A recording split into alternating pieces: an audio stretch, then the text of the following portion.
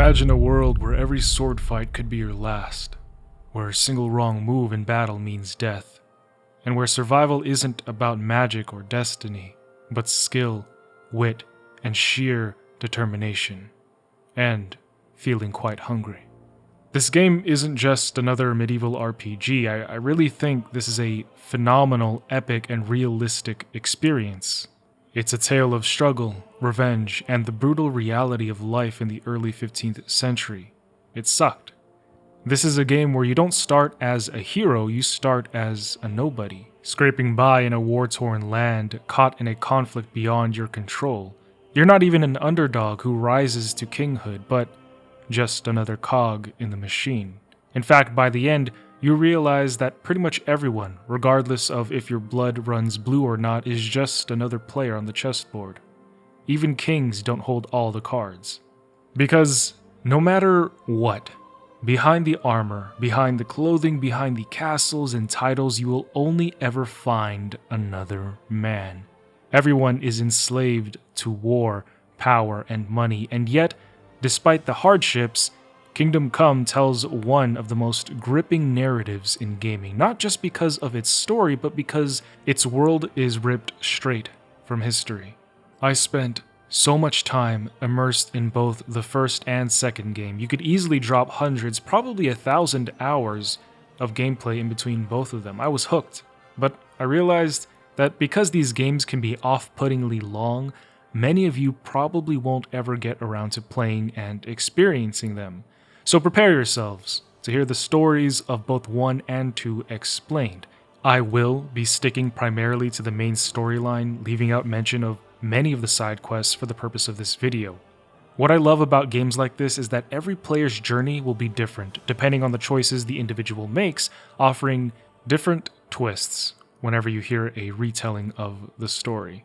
So use your finger of God to blow up that like button if you enjoy your time here with me, and fire a trebuchet on the dislike button if you don't, as it helps with the engagement. And welcome to the complete, epic, medieval story of Kingdom Come: Deliverance. Now, what many may not realize is that Kingdom Come: Deliverance is actually built on a foundation of historical authenticity where every village, every weapon, every battle is designed to reflect the real medieval kingdom of Bohemia, a land caught in the throes of power struggles and political betrayal. It's like Game of Thrones, but there are no dragons, magic, or chosen ones. It's only the raw, unforgiving world of medieval Europe and the people struggling to survive in it. The Kingdom of Bohemia was a real place, not just a setting for a video game. In the early 1400s, it was a crucial part of the Holy Roman Empire, covering much of what is now the Czech Republic. During the reign of Emperor Charles IV, Bohemia was a center of power and influence, but after his death in 1378, the stability he built began to crumble. His son, Wenceslaus IV, inherited the throne but struggled to maintain control. He was widely viewed as an ineffective ruler, idle and indecisive, and he much preferred women, wine, and hunting to governing. But you see, this left Bohemia vulnerable to internal conflict and external threats. Sigismund, Wenceslaus's half-brother and king of Hungary, saw an opportunity. In 1402, he imprisoned Wenceslaus and led an invasion into Bohemia with an army of Hungarian mercenaries and Cumans, nomadic warriors known for their brutal and savage tactics.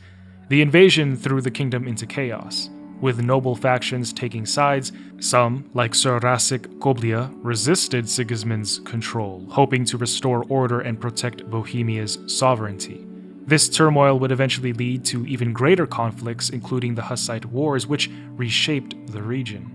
The developers of this game aimed to recreate this historical period, and they hit the mark with remarkable accuracy. The game captures the political instability, the harsh realities of medieval life, and the figures who shaped history. Yes, a lot of the characters we meet in the game were real people, and some, such as Sir Racek Kobila, were partially inspired by the real people from history. However, some full liberties are taken. The protagonist, Henry, is fictional, and his personal story serves as a means to explore real events.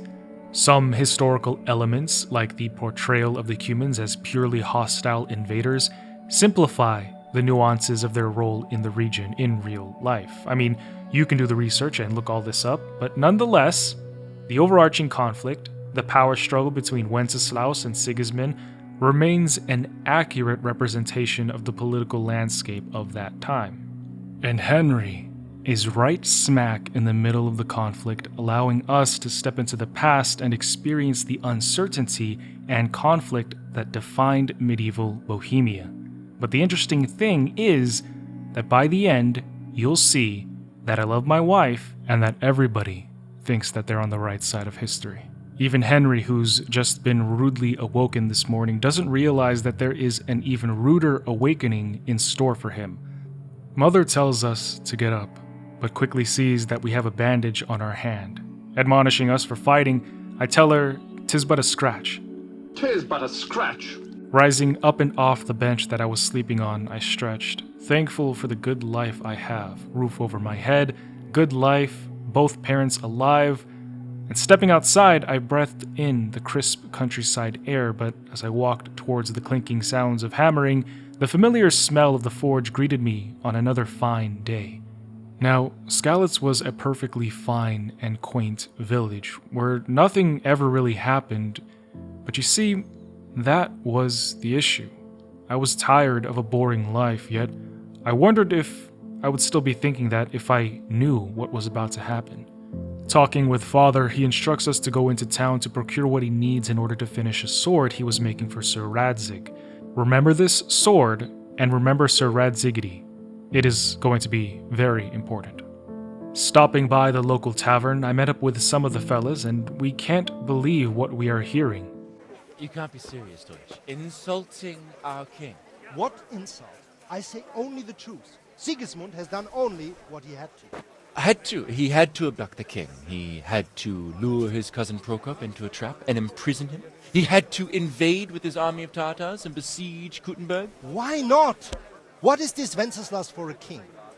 The empire is falling asunder in his hands. The German counts elected Ruprecht of the Palatinate as king because your Wenceslas would not go to their deeds even. German counts. Traitors. Now even the Pope God be with is you, opposed Henry. to your king. I'm with you, So are Matthew. such lords as What's Henry going on here? of Rosenberg. Deutsch is Even spouting the shit. Austrian Dukes Albrecht What? and Just Wilhelm listen and you'll are hear on for yourself. Sigismund's side. Someone has to bring order and reunite the empire. What do I care about the Austrians? And nowadays, not even the devil himself can keep up with all the popes. Which is the rightful pope? The one in Rome or the one in Avignon? Do not blaspheme, Alex. No, it's true, though. Wenceslas is the king of Bohemia. Bohemian nobles are on his side. To hell with Rosenberg and his cabal. Sir Radzig is Wenceslas' commander-in-chief. He stayed loyal to the king. And if he heard you talking like this, he would have you whipped like a dog. Your Diet will soon have nothing left to rule. Jobst had to sell Luxembourg to help your king. South Bohemia is with And Sigismund don't forget about Kuttenberg, where Germans like you kissed Sigismund's feet to keep their heads. Yes, but Goodman Deutsch, this is pointless. Let us talk of more pleasant things. My words exactly. We can't let this blasphemy go unpunished. How dare he have a different opinion than ours? Me and the boys decided it was a great idea to teach him a lesson by throwing manure all over his house. Only when I returned to Father, he wasn't too happy with what I've done. By the way, someone paid me a call. I reckon you might know what it was about. I'm not sure.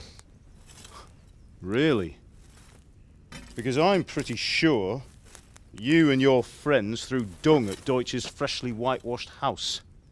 He was here with the catchpole earlier, and it was not a friendly visit. What got into you, Hal? That Deutsch was talking treason in the tavern about Sigismund and the king. He got what he deserved. Got what he deserved, did he? You can go and clean up the mess you made and apologise to him. I have a trade to run. The German pays well, and having my son in the pillory helps nothing and nobody, least of all the king. You understand? Yes. Look me in the eye, Henry. Do you understand? I understand. Good. Then we'll never have this conversation again. So you think it's right to let traitors speak ill of our king? The boy gets caught, making a fool of himself, and he still hasn't learned his lesson. So Deutsch spouts rubbish, and what? You turn into a common thug. You might win a fight with violence, but you'll never win an argument. Remember, Henry, if you want to convince someone that they're wrong, try using your mouth and not your fists.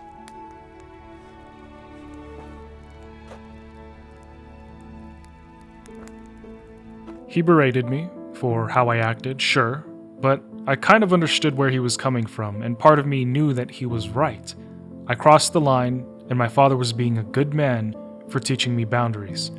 The pen is mightier than the sword, he says, but I don't know. Sometimes I feel like it's the other way around. Letting the words of my father sink in, I turned towards the furnace. The heat emanating was just at the right temperature, as my father had taught me. With the forge ready, we focused on the task at hand. My father was a master blacksmith, a cut above all the rest, and he was sure to teach me his craft. But one thing I never understood was why he left the cities of Prague and Kuttenberg. The caliber of my father's skill was more than enough to impress kings, yet he chose to settle for less money and less renown in a mundane village. It didn't make any sense, so I asked him, but he would rather keep his secrets. All right then, keep your secrets. And I didn't know this at the time, but I would miss having these conversations with him. We talked about Emperor Charles and how his reign was legendary, once in 1,000 years type thing. An astronomically better ruler than his sons, King Wenceslaus the Idle or King Sigismund, who would rule with blood. Emperor Charles was able to build this empire, but my dad emphasized that he was capable of doing it without violence. The sword I forged with my father was beautiful, magnificent. A woman's voice would carry from the side in congruence with this thought. It was Teresa. She came here to get nailed. Came for nailing. Nails. She is here to pick up nails for her father. I love my wife. Henry was enamored with this pretty little thing. He loved to watch her go, but hated to see her leave. Aside from that, Teresa was going to change Henry's life. A truly strong, fine, and great woman. And he didn't know this at the time, but she was the type to take home to mama. The type that inspires a man to become more, to go beyond and transcend above what he already is. But my father interrupted my train of thought as he reeled me back to the task. He needed to test the sword to see how it handled. My father swung, and the blade whipped through the air, melodically. Even the birds' chirpings seemed to dance with the sound.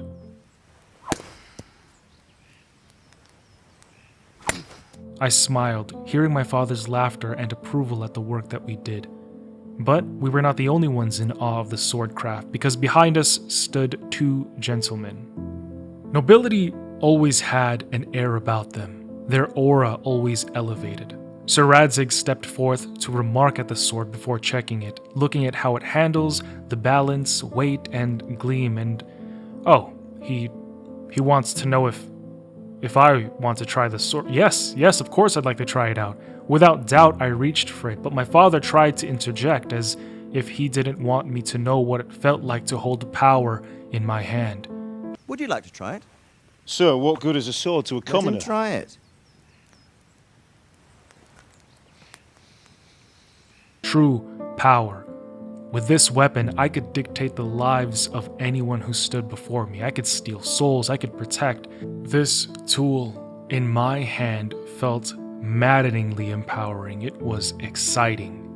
Why my father would want to keep me away from this, I would never understand.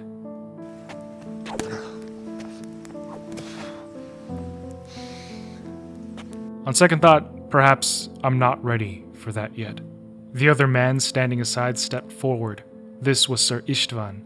And as he studied the blade himself, I felt a rather unsettling unease as he checked the blade, but pointed it at my father. It just didn't sit well with me the way he chose to do that. Sir Istvan was curious to know why my father wasn't choosing fortune by setting up shop in somewhere like Prague. Exactly what I was thinking. But Sir Radzig answered and said that it was a long story. It was clear to see that Sir Radzig and my father went way back, and that my father was a lot more than what he chose to reveal to me. However, Sir Istvan had to take his leave as he was going to Sasau, so we bowed before him. And Sir Radzig ordered my father to send me to deliver his sword once ready. I asked my father to teach me the way of the blade, in the hopes that I would travel someday, because I didn't want to stay here. I wanted more out of life. I wanted to adventure and experience my unknown world. My father would have me condemned to a boring life, one where I didn't need to learn swordplay. Will you teach me how to use it like Sir Radzig said? Why? Well, it could come in useful. Maybe I'll travel a bit before settling down. I'd like to know more than the tavern on the green and the forge. You know the trouble with an adventurous life, son? It can end before it gets started.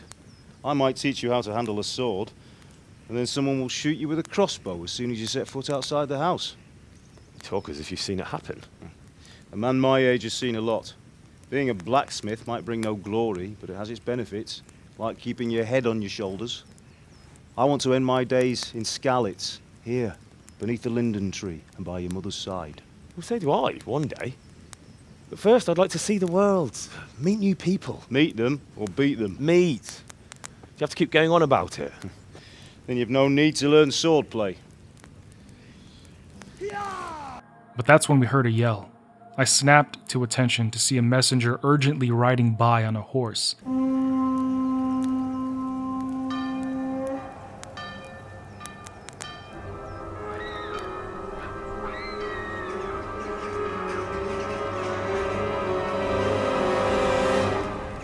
A horn bellowed through the air, sounding out doom. The sound shook the core of my heart. It may have well as been the 4 horsemen and the coming of the apocalypse, because what I saw was the fires rolling over the hills, bringing an army from above. King Sigismund and Markvart von Aulitz looked upon my village, sword raised in hand before it was cast down, sending death and destruction towards Skalitz. Fire arrows, the thudding of war horses, screams, oh fuck, oh, my father grabbed my attention. He rushed me to take the sword and to get into the castle. Now, for the first time in my whole life, I watched my father pick up a sword, but this time it felt different because he meant to use it. He was going to run into town to find my mother, but I wanted to. I had to go with him. I could have helped. I have a sword in my hand right now. But my father wouldn't have it, and he demanded that I do as he said. Get the sword to Sir Radzig. He will take care of me. And father even said that he owes him.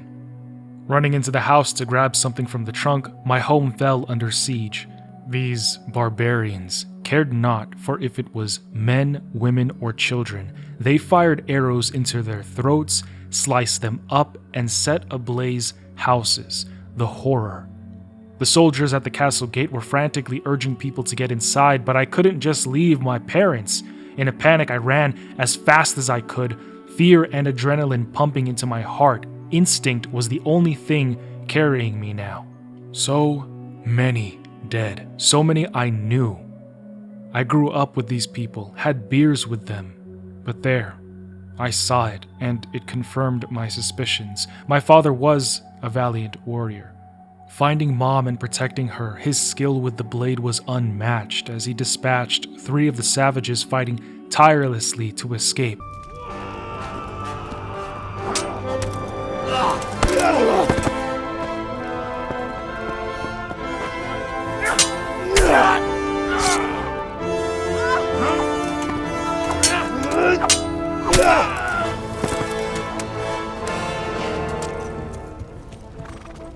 Four, 5. My father went 5-0, and he was a strong warrior indeed. Why did he keep this from me? He could have taught me, I could have helped. But as I arrived at the gate, seeing my dad get his 6th kill.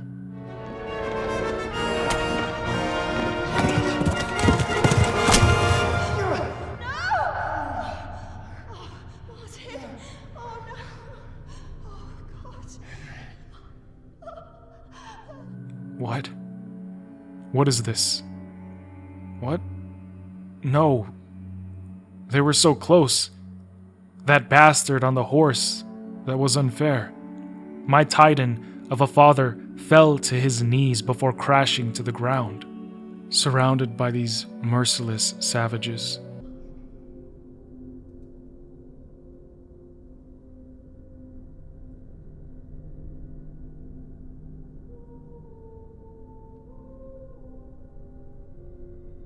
My mother tried her best to pick up the sword and fend them off, but my dear mother, impaled by spears, stabbed by swords, even after she fell on my father, they kept on attacking.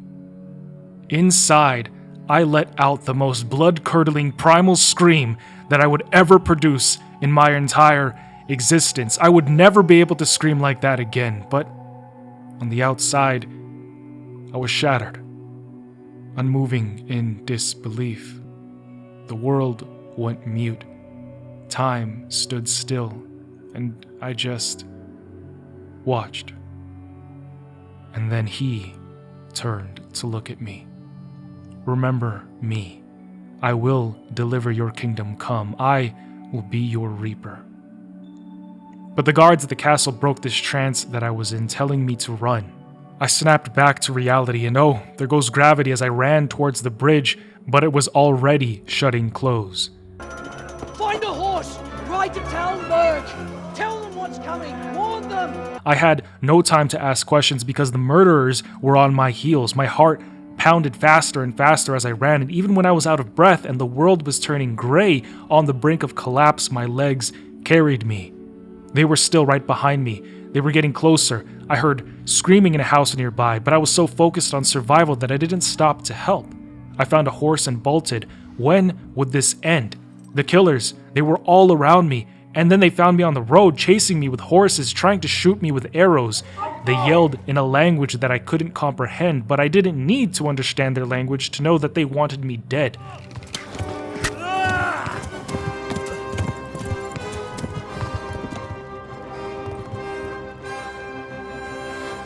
The fuckers got me, and I took an arrow to the above the knee, but they wouldn't give up no matter how far I rode.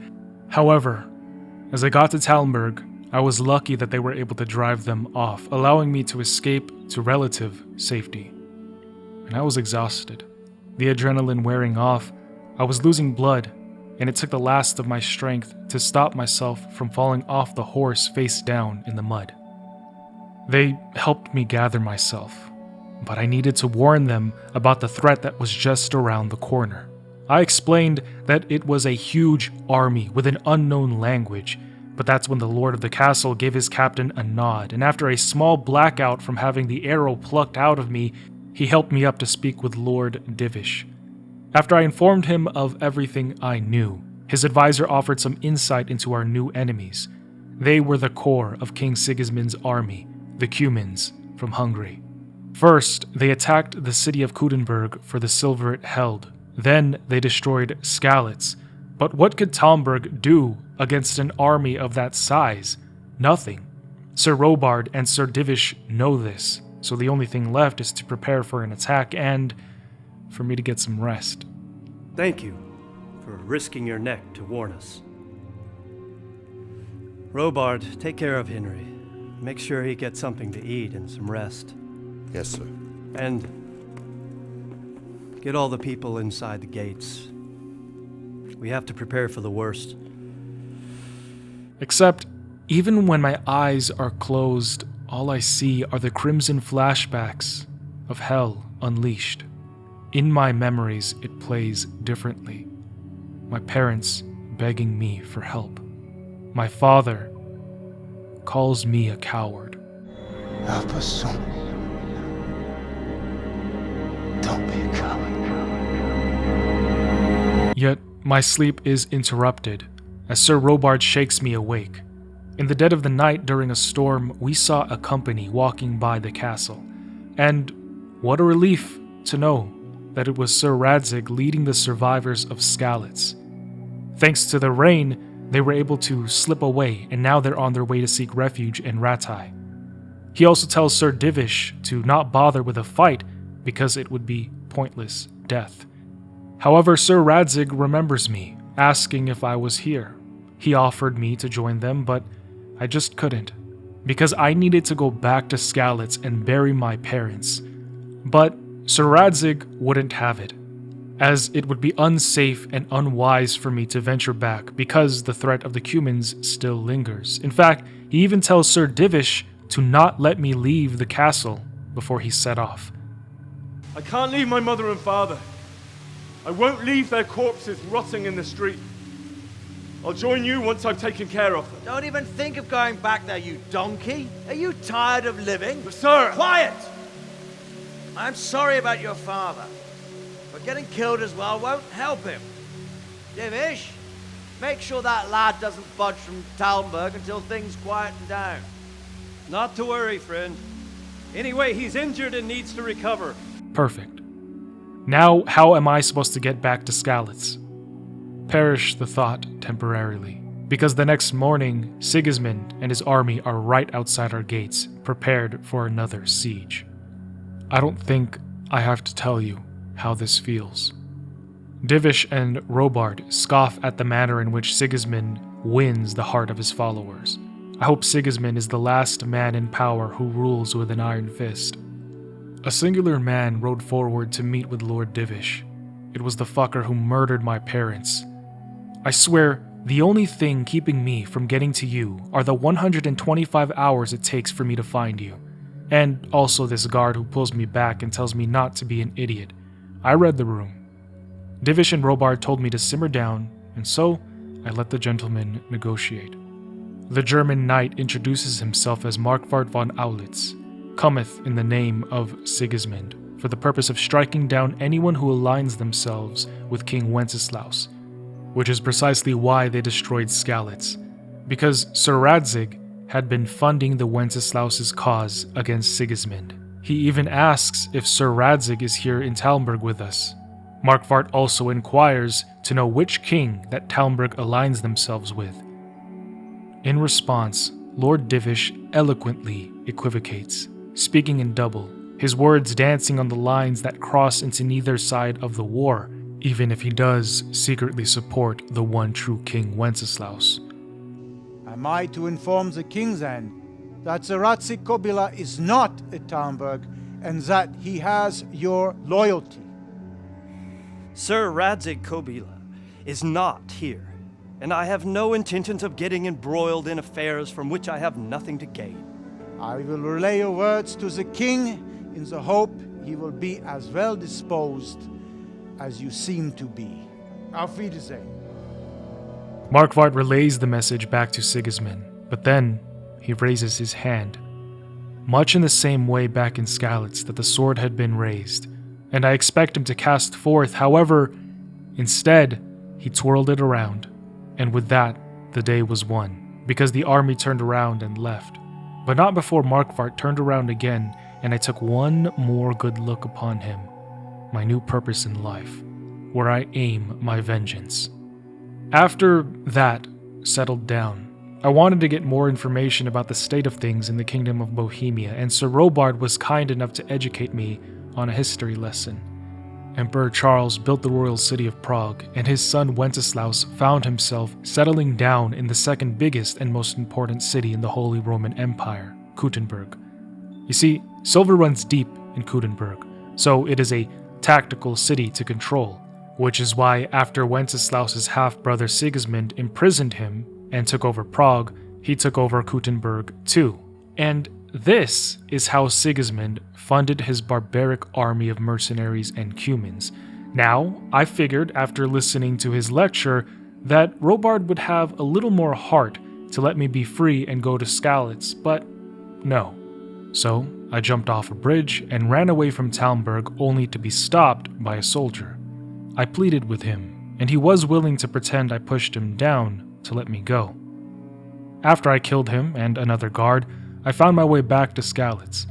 The clouds had rolled through, bringing darkness from above, but the most unsettling thing had to be the sight and smell of the corpses all around Skalitz. It made me want to throw up, but I proceeded forward, and I eventually found my parents lying where I had left them. their cold bodies unmoving. It was surreal, and part of me expected that they would just get up, but they didn't. And all I could do was promise to their souls that I would never run away again. Respecting my father's wishes, I had to bury them properly under the linden tree by the house. However, I needed a spade, so after searching around the burned-down town, I heard barking in the distance. Zbyszek had survived the attack, but he also had the spade I needed, which he was using to fight off a dog that was protecting its owner from his invasive hands. I asked him to have the spade, but he wanted my sword, which I was glad to give to him. You can have it right up your ass. He wanted to throw hands, but when I whipped it out, he ran like the coward he is. With that, I was finally able to give my parents rest and return them to the earth. But before I could even finish burying them, a new problem emerged. Behind me were threatening mercenaries brought here by Zbyszek, the rat bastard. The big one, Runt, stepped forward, thinking he was just going to take my father's sword. I told him to banish that shit, because I wasn't going to let him. He doesn't know it, but I'd spent hours killing people and upgrading my gear and skills before coming here. If he thought he was just going to come in here and... Oh, never mind, it looks like it's a scripted loss. He kicked me to the side and the rain poured down on my face as my demise came in the form of this bandit. Ironic that he would kill me with the very last sword my father forged. Radzig and Divish were right. It wasn't safe to come here. But right before I saw the sword descend upon me, Teresa stopped them. I don't know what her plan actually was, but luckily the soldiers from Talmberg rode in to save the day. And then I blacked out. For the next few weeks, I was fading in and out of consciousness, seeing how I was carted from Skalitz to Talmberg to Rate and eventually to a miller's. But that's not all. Once again, I had the nightmares of the Cuman attack, and then Teresa would awaken me. She informed me that she nursed me back to health alongside the apothecary, which her uncle, the miller, paid for. She was a good woman. She buried my parents, I thanked her, and she explained that she didn't actually have a plan to stop the bandits who almost killed me, but that they were lucky the soldiers from Talmberg were out looking for me. Otherwise, who knows what would have happened to me and Teresa. I asked her why she was even in Skalitz, but she explained that she had lost her entire family as well, and she had intent to just die there. And I thought that was saddening, to lose everybody you loved, and as a result, you just want to die. But then Teresa postulated a question, wondering what a lord was even doing searching for the peasant son of a blacksmith. Why did Radzig care so much? Speaking of Sir Radzig, I had to see him, and he was at Pirkstein Castle. Before heading over there, I was going to pay Teresa's uncle back, but... You've already met my niece, Teresa. She took care of you for 2 whole weeks while you were in limbo. You worked up quite a bill with the bloodletter. That quack doesn't come cheap. I've got no money, and if I had, I wouldn't give it to you. I should have left you to rot in the ditch, you fucking ingrate. He was being kind of a dick, so I didn't give him anything. Moving forward, that is when we are introduced to the nobility of Rate. Sir Hanush and Radzig contemplate the situation, and we can tell that they're rather close, as if they have their own brotherhood. When Hanush offers Radzig to stay at the castle, Sir Hans Capon, who is the true lord and ruler of the castle, but is still too young, happily agrees to let them stay. They would go on to talk about the state of affairs, the war that's been going on for a year, and the intricacies of how it has persevered. But that's when I stepped through the door. At first, the guard held me back, but Sir Radzig let me in, to admonish me for disobeying his orders to stay put. I told him that I had to. I had to bury my parents. Had to? Do you think you were the only man who lost someone there? But the others listened to their lord. And it wasn't just your own life you nearly threw away. So Robard and his men risked theirs to save you. I'm sorry, but I had to. Oh, there you go. When you have to, Radzig. Hanush laughed at the thought. Sir Radzig would then go on to talk about how remarkable my parents were, and especially how remarkable my mother was. And your mother, she was remarkable too. Okay. Anyways, I remind him of the sword my father forged for him and how I have to get it back, Yet Sir Radzig says it is the least of his worries, that letting me go to find the sword without any sort of training or even a horse is not prudent. Which I understand, I do. So that's why I asked him to let me serve him, to learn all of that. But that is when the Silver Spoon Prince piped up and relented at how I was a coward for running from the Cumans, how I disobeyed direct orders, ran from Lord Divish and endangered his men, to now come begging for a promotion? The gall of him! Fled from the enemy, disobeyed your orders, duped Sir Divish, lost your sword, put Sir Robard in danger with his actions, and now he wants a promotion. Doesn't he know I am the main character of this story? To my defense, Sir Radzig enables me into his service, and thus begins my training in swordplay and archery, both of which Sir Hans Capon tried to mock me at. But I showed him. Is holding a hammer, is it, blacksmith? Nothing will come of him anyway, and at the first sign of trouble he'll run away like any other cowardly peasant. After all, he's done it before. What did you say? Do you think you can beat me? Well? Well, I didn't expect that. Probably just wasn't your day, sir. I told you I have a heavy hand. What are you grinning about, boy? How about a sword fight at the arena? If you like.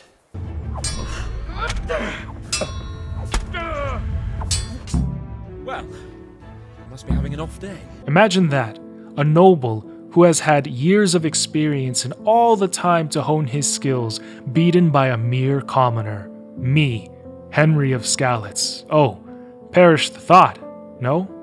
Even Capon couldn't accept it, blaming it on a heavy hand and an off day. What a sore loser. But even after I put his ass to grass on 2 different occasions, he would still try to pump himself up, because while under patrol orders to close the tavern and send everybody home at night, Hans would stick his nose in the air. Even the tavern keeper would try to stop me from telling the blue blood to leave. Sir Hans would try to remind me of who the rightful Lord Rate was. But I reminded him that right now it is Sir Hanush, not him. You're not in your village now, boy. No, sir. Curfew's been rung. The alehouse is closing. Nothing closes while I'm sitting here. If that's all, you're dismissed. Are you out of your mind, lad? You can't cross his lordship. The bailiff instructed me to close the tavern at the proper hour. The bailiff can kiss my arse. I trust you haven't forgotten who's the rightful lord of Rate. No, it's Sir Hannes. I could tell he's not used to being told no, but perhaps a 3rd beatdown is in order. But after bashing his face in a few times, Daddy Hanush would command us to halt. That was no way for a nobleman to act, and I was not to raise my fists at a nobleman. But he threw the first hand. As punishment for both of us fighting like brothers, I was told to accompany Sir Hans Capon on his hunting trip tomorrow. Hanush told Capon that he needs to grow up, to start learning how to govern instead of learning women and wine. And as for me, I was now responsible for Lord Capon. Now, I love my wife, but Henry needed a break from all that. So heading back to the mill the next day, I go out on date with Teresa. Hans can wait. We took a stroll along the river and sat down, had a conversation. I'll be honest, it felt nice, being in nature, just being with her, hearing her laugh. A goat stuffed. But it was best to end on a high note. So with that, I left to find Hans, who had been waiting for me. We set out for the hunt, and I had to follow him on foot, like a good dog, he says, since I didn't have a horse at the time. Well, you'll just have to trot along behind me like a good dog. Along the way, I got what would probably be the closest thing to an apology from Capon, as he says that he should have behaved better. However, there is always a but, because he says that I perplexed him. He talks about how it was unfair that I disobeyed orders and was rewarded instead with becoming a squire. But when he does something wrong, Hanush is on his ass.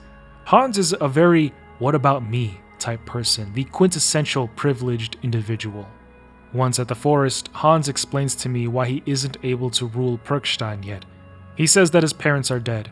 Hanush rules the property for now until he is of age.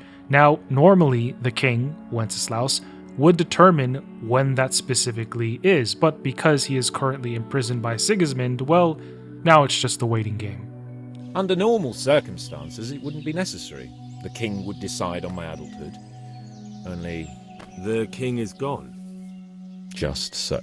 However, I don't think Hans is ready to lead his people yet anyways, so maybe this is a blessing.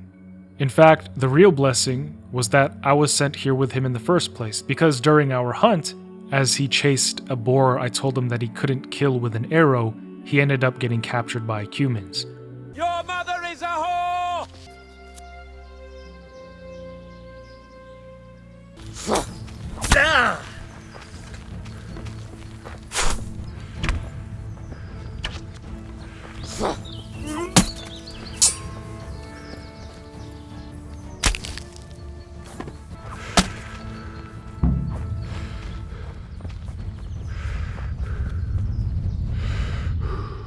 I'll have a bronze bust made of you, my friend. But where have you been till now? Oh, you know, I was picking berries, had a drink of wine, took a little nap. You lunatic! They almost had me roasting on a spit! I'd say it looked more like they were about to take your maidenhood. Now look here, dung grubber. Is that any way to speak to a nobleman? A nobleman with crushed balls, friend. Now you're playing with fire, boy. I could have you in the pillory for that. And then with my own two hands, I'd crush your balls! I easily dispose of them, and we get back to the castle safely. After Hans gets medical attention, I am summoned to see Hanush, who thanks me because if it weren't for me, Hans would certainly be dead. With that, I received another promotion. It was cause for celebration, but that's when we were interrupted because in the small town of Neuhof nearby, there's been a raid. Quickly, I am reminded that there is still the threat of the bandit who took my sword, and there has to be a connection or at least a lead in Neuhof. After being gifted a horse, I ride out with the company to Neuhof, but when we get there, it is another unbelievable, bloody carnage scene. Horses and people slaughtered. This is the world that I live in.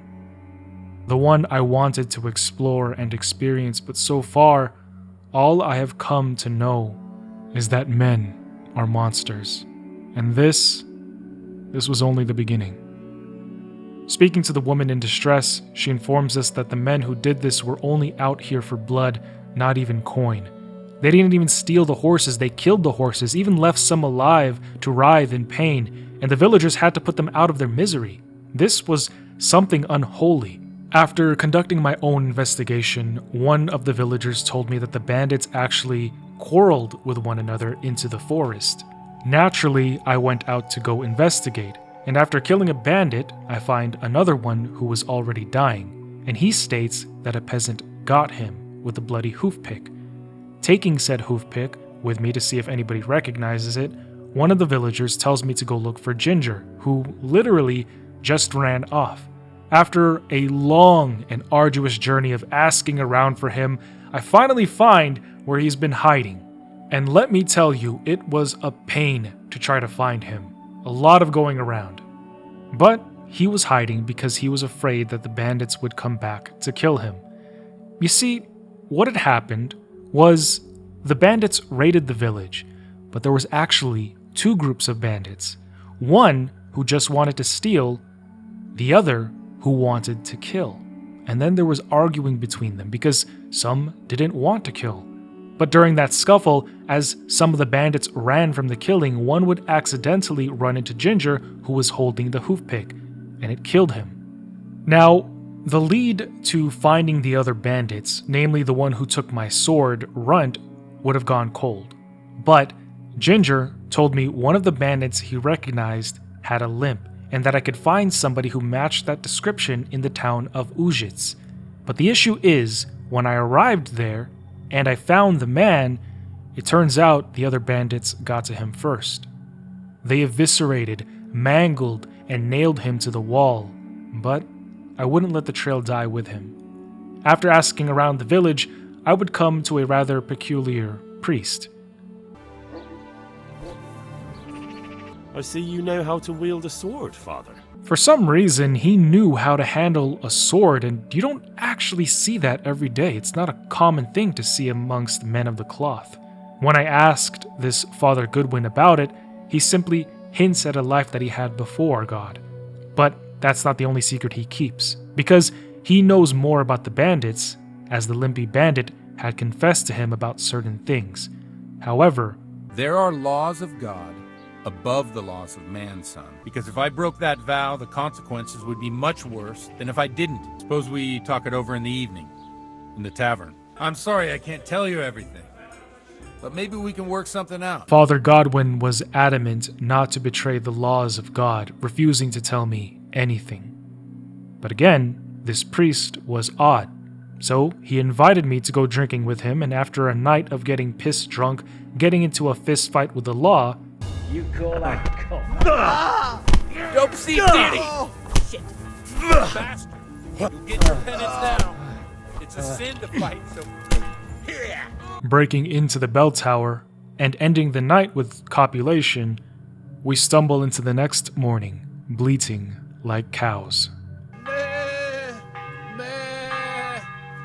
This priest knows how to party, but it's rather hypocritical how he breaks rules and follows the laws, or follows it only when it suits him. Either way, he promised he would help me. It's just, there was one more thing he needed me to do. You see, after stumbling around the room like it's a Rick and Morty episode, Godwin asks me to help him preach today's sermon. But apparently, I made matters worse, and he's going to be reported to the bishop, who will likely take away his godly position. He refuses to help me after this, and I guess he's got right to be upset at me, but again, he was the one who wanted to party, and I am no preacher. I am a blacksmith's son who's trying to find my family's killers. After hours of asking around and searching, I come across a tanner, who tells me of his son. Now at first, the father didn't want to give up his son, but I threatened to give him a good thrashing, and he quickly told me where the son was. Finding him in a cave, he's frightened, thinking that I was one of Runt's men. Runt. He said Runt. He knows exactly the man I'm looking for. He gives me 2 more names, Timmy and Pius, and I am a damned good detective if I do so say myself. But that is when we hear shouting outside the cave. Runt's men found him. Naturally, I had to give them the business, and after closing up shop, I find Timmy's sister, who at first didn't want to tell me anything, but in secret, she tells me where to find him. So, all I need is to get Timmy to tell me where the other bandits are hiding. But it seems like I wasn't the only one looking for Timmy, because some dangerous-looking fellas step up to me, only they picked the wrong one. After leaving their bodies to the birds, I find Timmy, who, like everybody else, wouldn't tell me anything until I beat it out of them. Except this time, I didn't do any fighting. The game bugged out and immediately jumped dialogue to him after our supposed fight. You look like you might last a minute or two. All right, you win. Stop it. It isn't fair. I killed him anyway. Reporting to Sir Radzig, he tells me to infiltrate the camp to gather intel, and after employing my skills as a spy, killing some of the bandits there and taking their gear, I inform Radzig of what I saw. But the best part of all this is that Runt is within my grasp, which means soon I will find my father's sword. With reinforcements, we are now ready to storm the bandits and deplete their forces. And lo and behold, there he is, Runt, fighting amongst the rabble. He runs off into the tower and I chase in after him. The story plot armor isn't going to save him this time. He spouts on about some nonsense and is certain that he is going to finish me off, but I let my rage out on him, demanding to know where my sword is. After descending upon him like a demon out of hell, I beat his pathetic ass to the ground. Me, a peasant, holding power over this behemoth of a man with years of experience. Even he thinks it's funny, as he laughs. But at this point, I grow tired of games. I want my revenge. I want my sword, but he won't tell me. So I smash his skull repeatedly into the wooden floor, and he still wouldn't tell me anything. Talk, you bastard!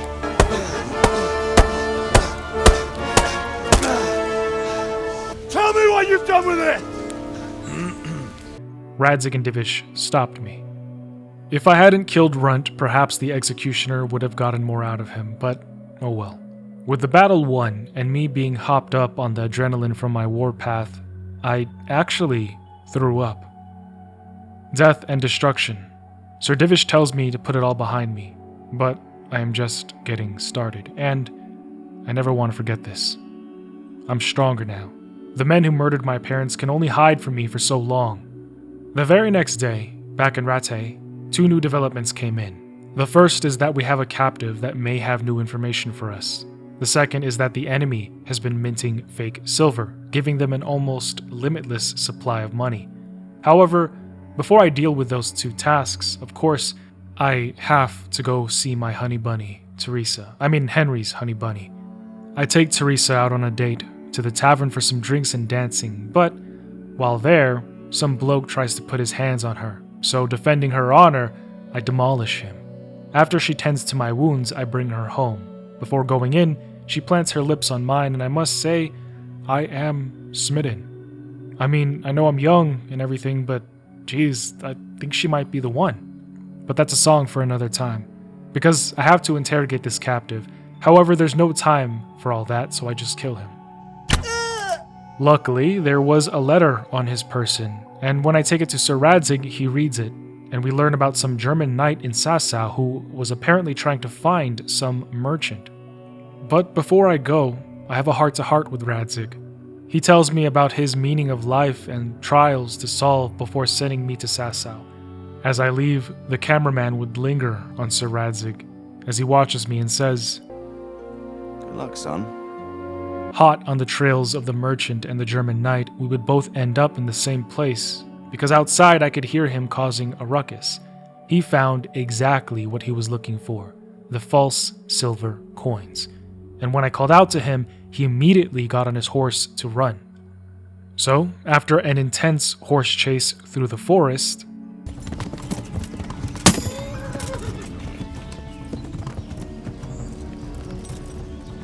I knock him off his horse and he slides down the hill.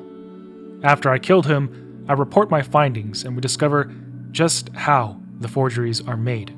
Now, after going around Sassau to find out more about the fake silver, I found the secret mine where all of this was happening. Killing everybody here and making my way in through the cold and damp tunnel, I find the base of the counterfeit operations and the man in command. A noble who refuses to willingly come with me, which is fine, because I prefer it this way. Dear boy, why you're all alone. After besting him in swordplay, I arrest him, and he is taken into custody for questioning. While he's being questioned, what else is a man to do except go see his woman? I ask if she wants to get up to a little bit of trouble again. So she takes me into the barn to play hide and seek. Personally, I think it's great that we can both be kids together. But that's when a storm suddenly kicks up out of nowhere, which Teresa panics over because of the clothes that she was drying. After I help her picking it all up, we run back into the barn, and call me crazy, but sometimes the moment just feels right, like something out of a Nicholas Sparks book. Just like in The Notebook, we're getting intimate, and I can tell she's into it, so I lay it down on the hay. 30 seconds later, I tell Teresa that I want to marry her. But she says that we need to slow down and not rush anything. We can go steady, but just give it time, which I am fine with. Advancing forward, when I meet up with Sir Radzig, he tells me the noble we captured refuses to talk to anybody except me. So after I interrogate him, he tells me of a foreigner named Erik who is behind the counterfeit ring, and he's also in a high position. But to me, he's just another stepping stone, bringing me closer to the men I want to exact my revenge on. With this new information brought to light, Sir Radzig tells me to pose as a common villager, wanting to be recruited by the bandits in order to get closer to Erik. So, after asking around and getting the word out that I'm looking for them, they actually find me in the church.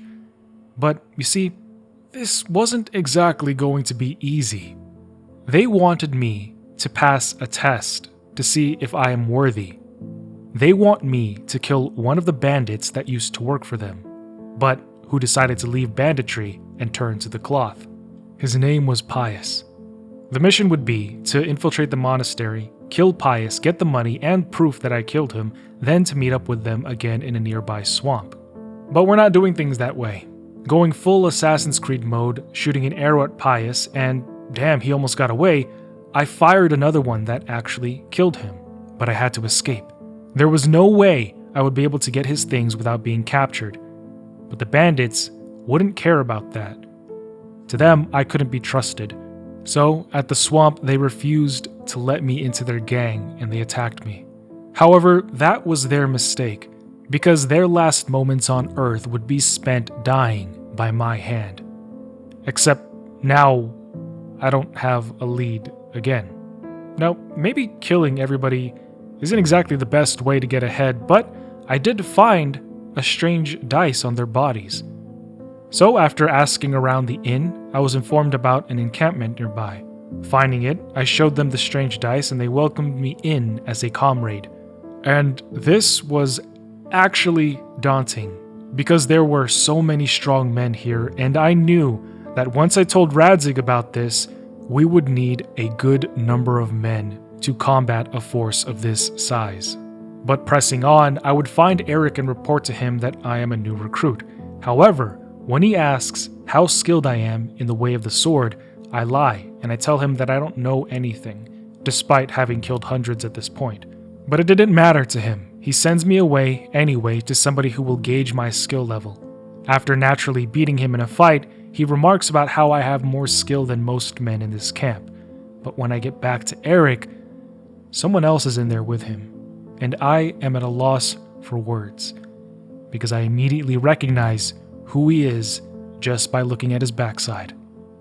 But Erik, getting defensive because I was staring, begins to berate me.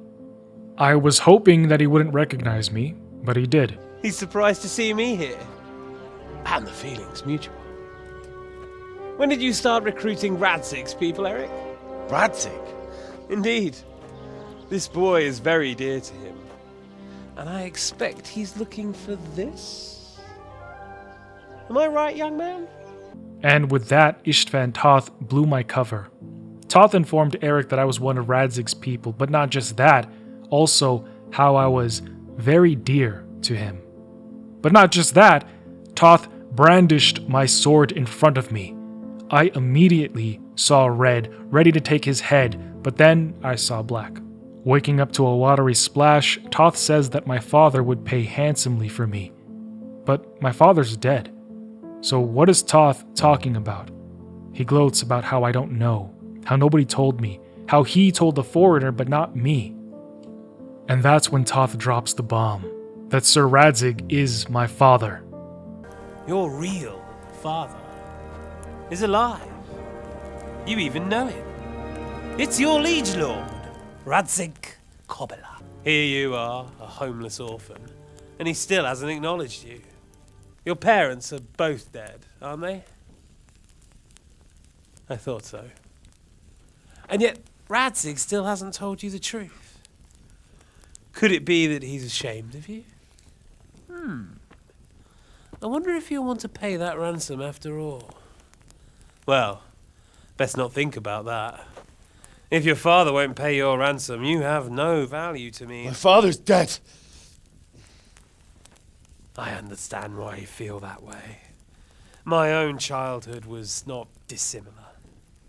How strange that we should have something in common. But I've delayed long enough.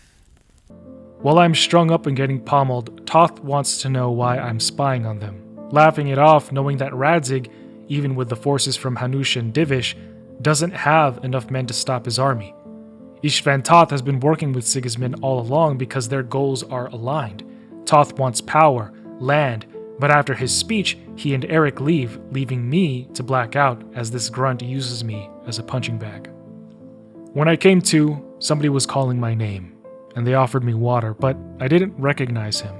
I took a harder look at his face, and it took a minute, but I remembered who he was, Zbyszek, the same rat who sold me out to Runt and his men. The reason I almost died and lost my sword in the first place.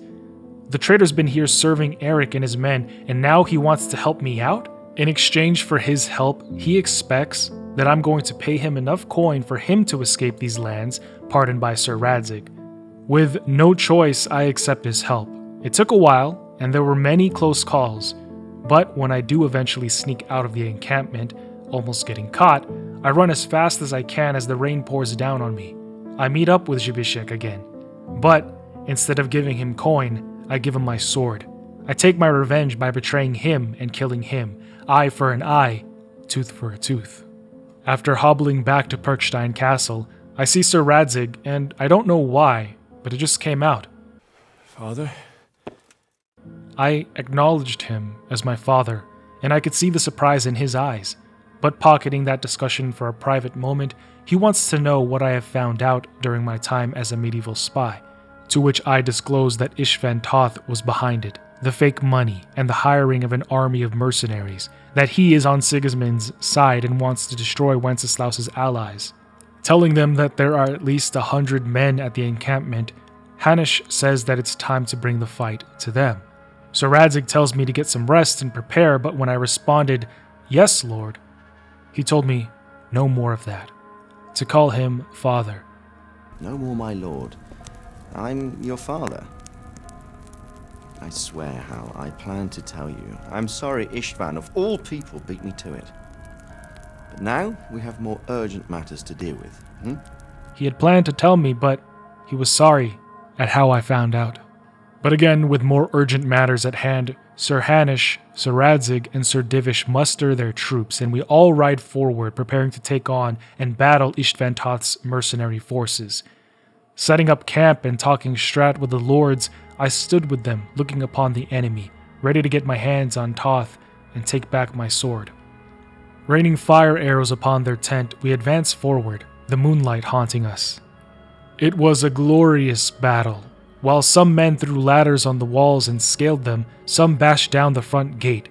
We fought valiantly and fought hard, the enemy dropping like flies, their tents crackling and burning to cinders. But even when we were victorious, something was wrong, because Toth and Erik weren't here. Finding a letter and handing it to Hanush, he hands it to Radzig because he can't read. The letter talks about some castle ready for the taking, but what castle is he talking about? What is going on? Some soldiers bring over one of Toth's men, still alive, and he laughs when we ask him what castle is Istvan Toth referring to. He just says it's one nearby, and it was left completely unguarded. Slowly, everything quickly clicks, and Sir Divish's world begins to turn. It was his castle that was left unguarded. Sir Hanish bashes his brains in, and we head back to the castle. Did he go to Talmberg? You'll never get him! You'll never get...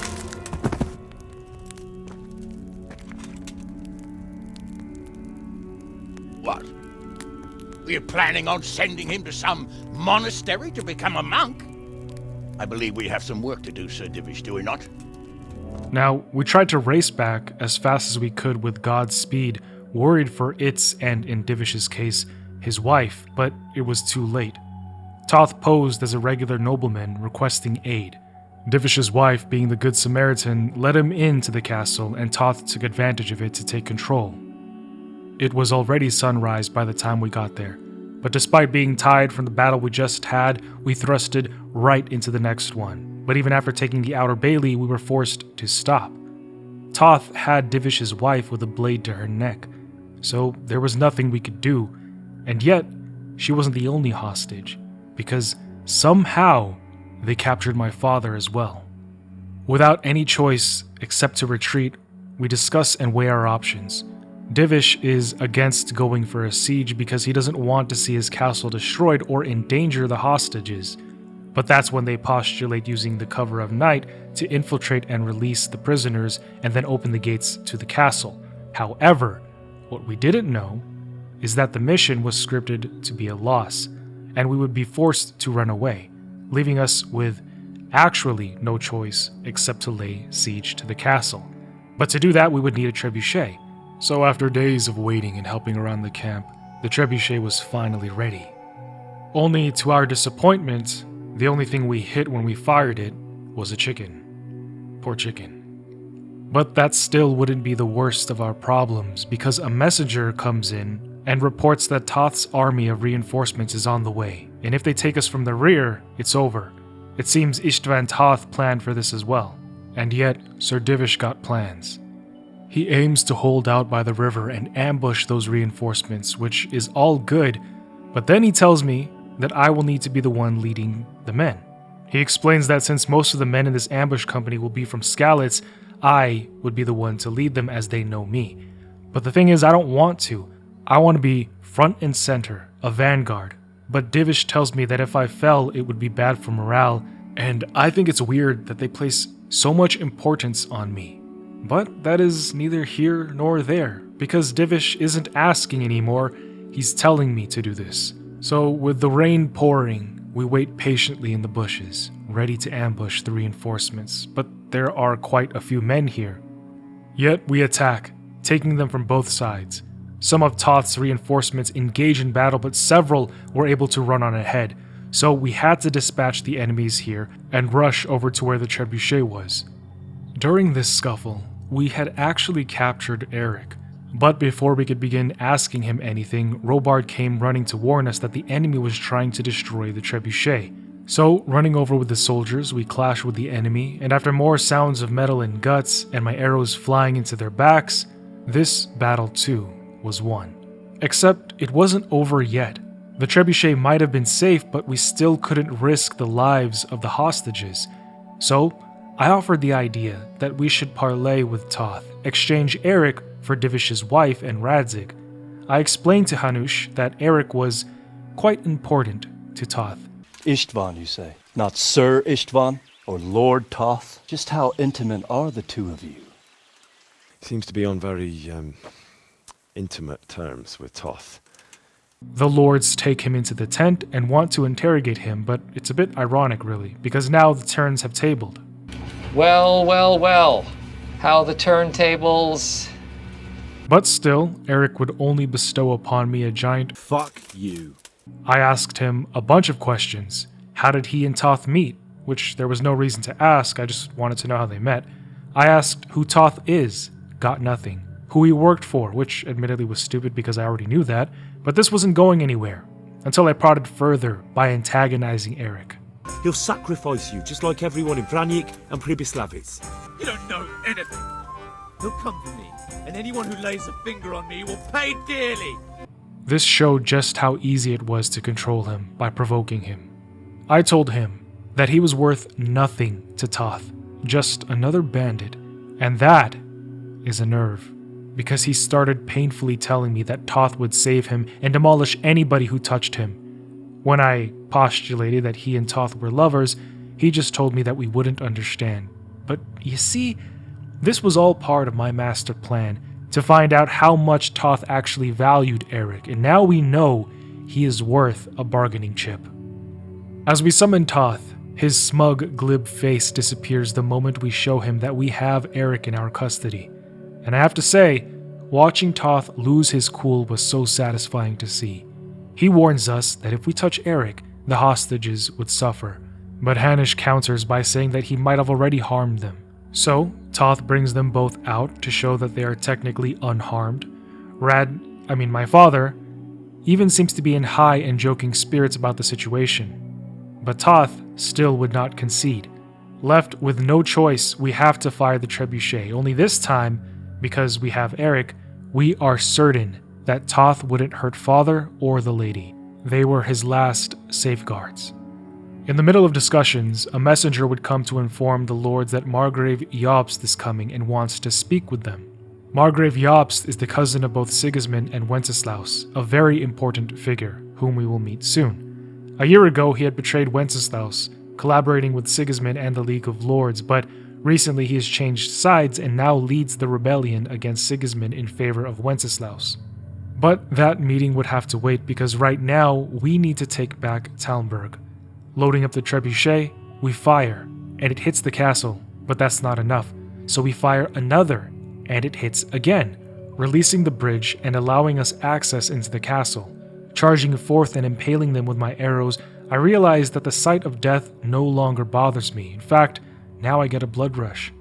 So, After killing all of Toth's men, even he knows there's no way for him to slither out. But fearing that he would catch an arrow in the back as soon as he stepped out, he refuses to relent. So Sir Hanush offers him his word and that of everybody else here, despite me not necessarily agreeing, that Toth will be allowed to leave and will not be chased down so as long as he agrees to never come back to these lands again. But he still has my sword, and I wanted to speak up to Sir Hanush, but I couldn't get the words out. Toth, still wanting one more safety net, wanted to take Radzig with him, until he was at a safe distance, promising to release him at Skalitz. Everybody agreed. But I protest, and even Capon doth protest as well. However, Hanush says that word is bond. Without honor, noblemen would have nothing. But I'm not a nobleman, so I'm not beholden to their constructs of rules. However, Hanush explicitly states that any man who breaks the truce would have to answer to him. So with that, Toth comes down, releases the lady, and we release Erik. Tensions are high as we circle around one another, but word is bond, and so we let him on his horse. But the pompous asswipe had the gall to gloat about my sword once more, saying he's just going to keep it as a memento. Damn him. He gets away again. But Hans tells me that we need to mount up and prepare to pick up my father once they drop him off at Skalitz, otherwise he would have to walk back. And that's kind of a little funny when you think about it, but he's right. On the way over, Capon asks if I think Toth will keep his word to not kill Radzig. I responded saying that he's a noble. But Hans unsettles me with his unsure statement saying, Yes, so am I. And even if he has a point, I have to believe that my father will still be there. To be honest, what Hans says next got me intrigued. Only weeks ago, we had just met. I was blacksmithing, and he was a noble prick. But now, we have fought together in a few battles and have formed a friendship, I might dare to say. Coming upon Skalitz, scanning the area, we end up finding my father, who appears to be just straight chilling in the fields. Was he waiting for us, or was he taking in the views for a minute?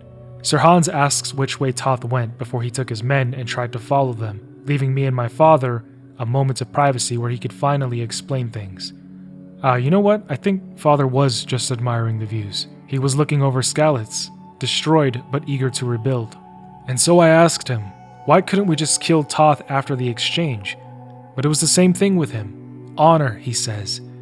And to that I retorted where the honor was in abandoning his son, because he watched me grow up for years and didn't tell me anything. But he says it's just the way that things were. That he and my mom, being young, and her being remarkable, as it were, had me. But because she was a commoner, they couldn't marry. And yet, it still doesn't change the fact that it hurts to be abandoned and called a bastard.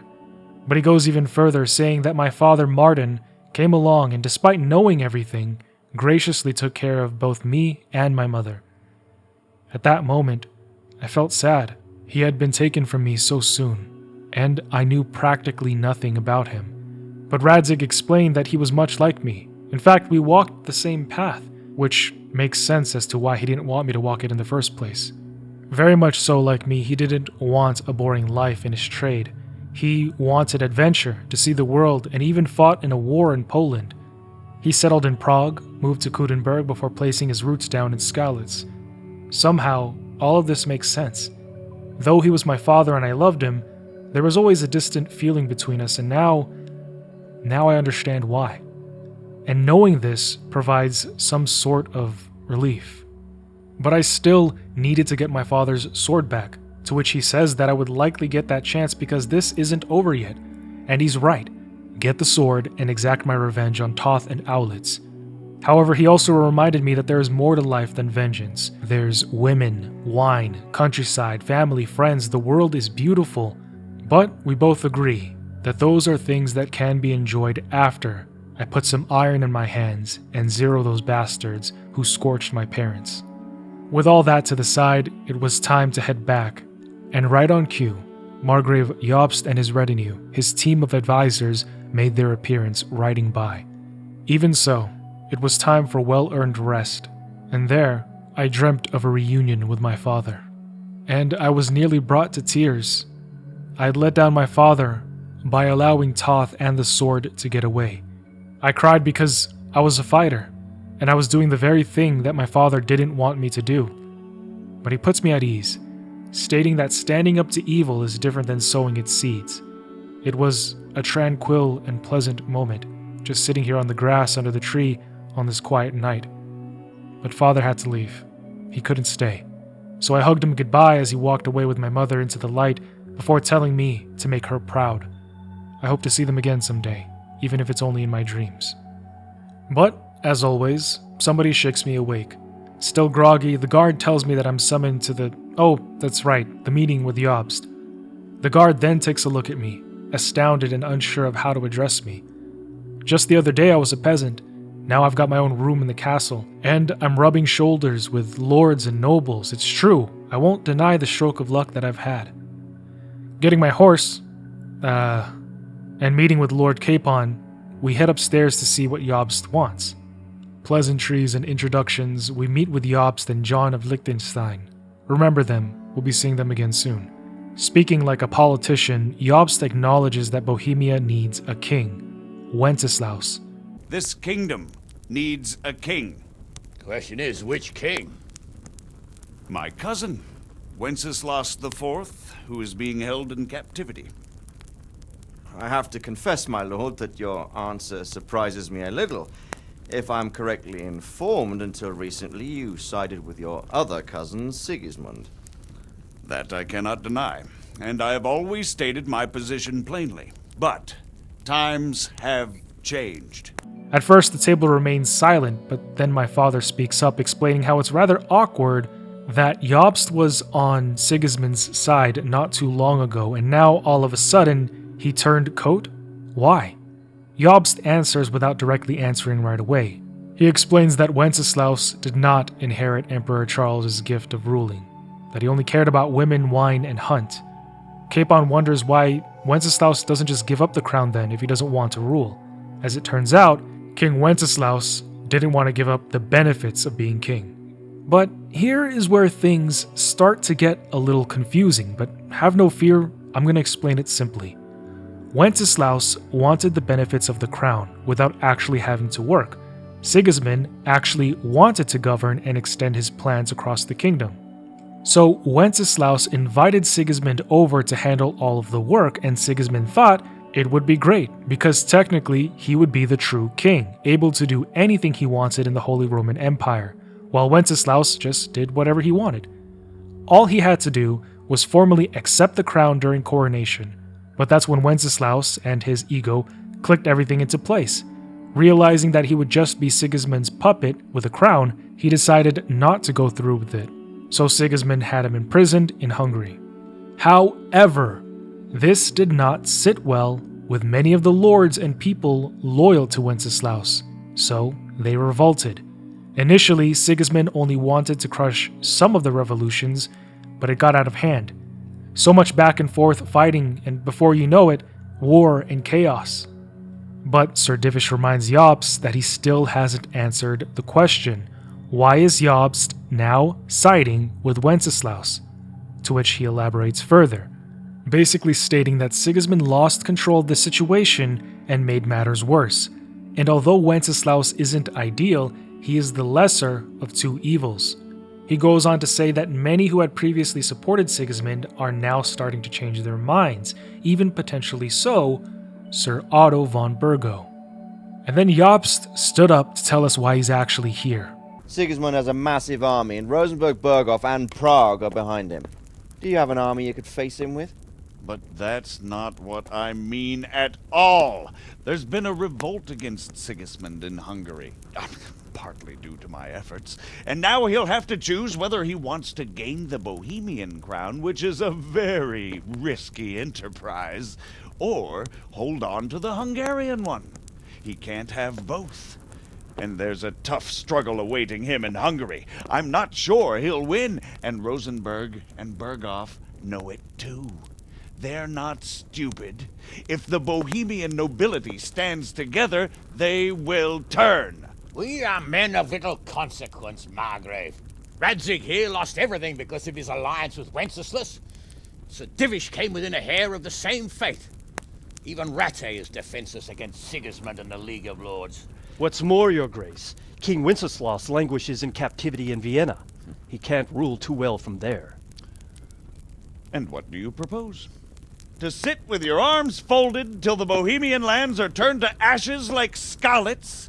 We have to put a stop to this senseless war! He needs our three lords' help to support the cause against Sigismund. He also takes the time to stroke himself in front of all of us, stating that he's been inciting revolts around Hungary as well. And this matters because even now, Sigismund is king of Hungary, and if he wants the Bohemian crown as well, he would be forced to lose his kingdom back in Hungary. He can't have both. Knowing this struggle is dividing Sigismund even more, in more ways than one, many are seeing opportunities and potential for weakness in Sigismund's position in Bohemia. But he again mentioned that the Bohemian nobility, including von Bergow and Rosenberg, know this. However, the lords of this table are ambivalent.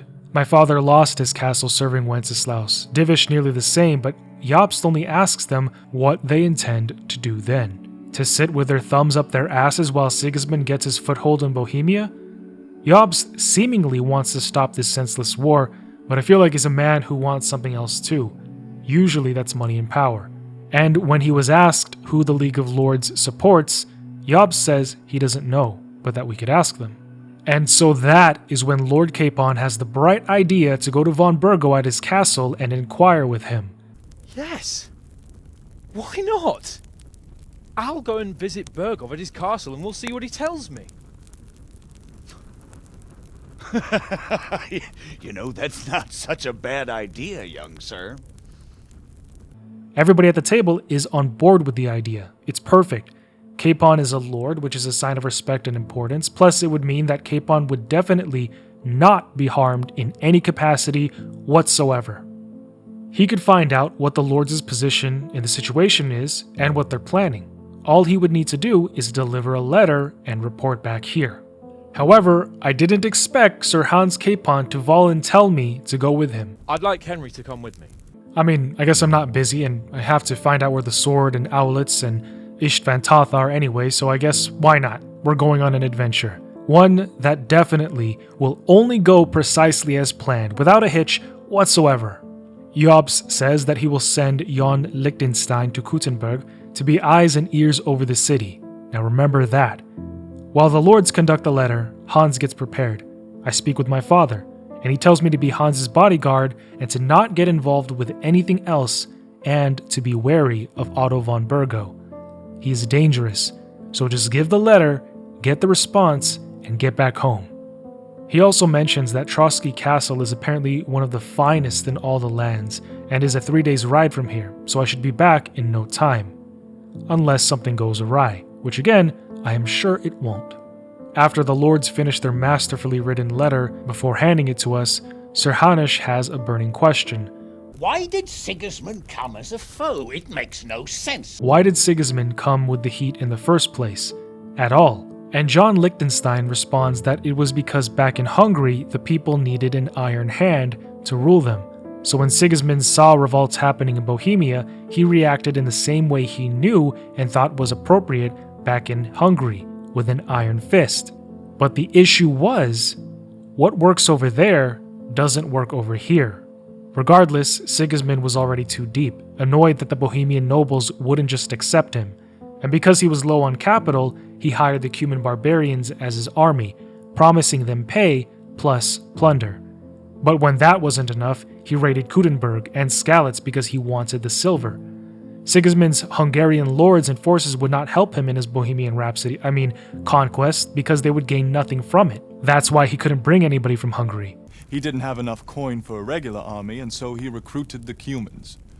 What he does not pay them, they make up for in plunder. But in the end, he didn't have enough to even satisfy the Cumans. That's why he raided Kuttenberg and Skalitz. He wanted the silver. That makes sense. My lords, how's the letter coming along? With that, Hans walks in, prepared for the letter, and we are off. Along the way, the young Lord Capon makes a statement that it's so much better knowing how I am a noble bastard than a commoner's son. I know, he's a dick.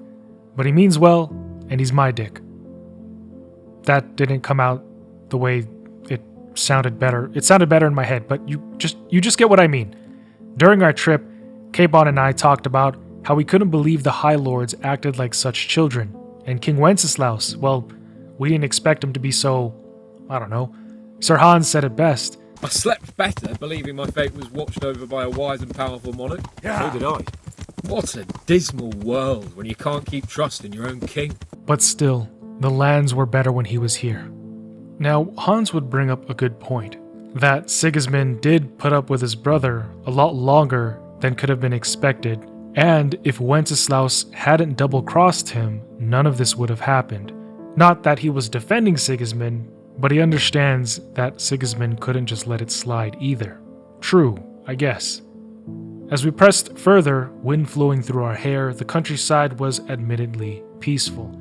I asked him if he knew anything about Otto von Bergow, but all he had to say was that despite not much being good said about him, the nobles did hold him in high regard. But we're going to see that for ourselves soon enough. Because 3 days later, we're finally close to Trotsky Castle. It was a long way from Rate, and honestly, we should have taken the train. It would have only been a 6-hour trip. Nevertheless, Hans stretches his arms out, gloriously bellowing, Audentes Fortuna iuvat. When I asked him what that meant in typical Hans fashion, he makes fun of me for not knowing Latin, but does end up telling me that it means fortune favors the brave. What does that actually mean? Audentes Fortuna iuvat. Fortune favors the brave. God help me, my bodyguard's a monk who can't speak Latin! And just over the hill, we see it, the grand Trotsky Castle. Truly impressive. It makes all other castles we've seen so far look like outhouses. Bergow must be rolling in money. Riding on through the lush green forest, surrounded by the sounds of birds chirping, rather excited to deliver the letter and then go to the nearest tavern to have a pint or two before heading back to Pirkstein. Sir Hans, how's it looking there in the back? All good, Otto. Just keep your eyes on the road ahead. Exactly. If anything in front of us even looks like it's moving, we want to know. Keep your hair off, Nick. Old Oak's got eyes like a hawk. I don't miss nothing. That's when the first sign of trouble gallops our way. I reach for my blade, ready for a fight, but Capon tells me to relax because those are Bergow's banners. However, them surrounding us doesn't make me feel safe. They were a considerably threatening company, and we wouldn't have stood a chance in a fight, so when they pulled up to us, I let Hans do his thing. I didn't notice it at the time, but Hans was actually quite skilled in the way of the word. What are you after here? Is this usually how you greet visitors, my good man? This is how we greet armed strangers when bandits are pillaging everywhere. Can you not distinguish between a noble and a bandit, sir?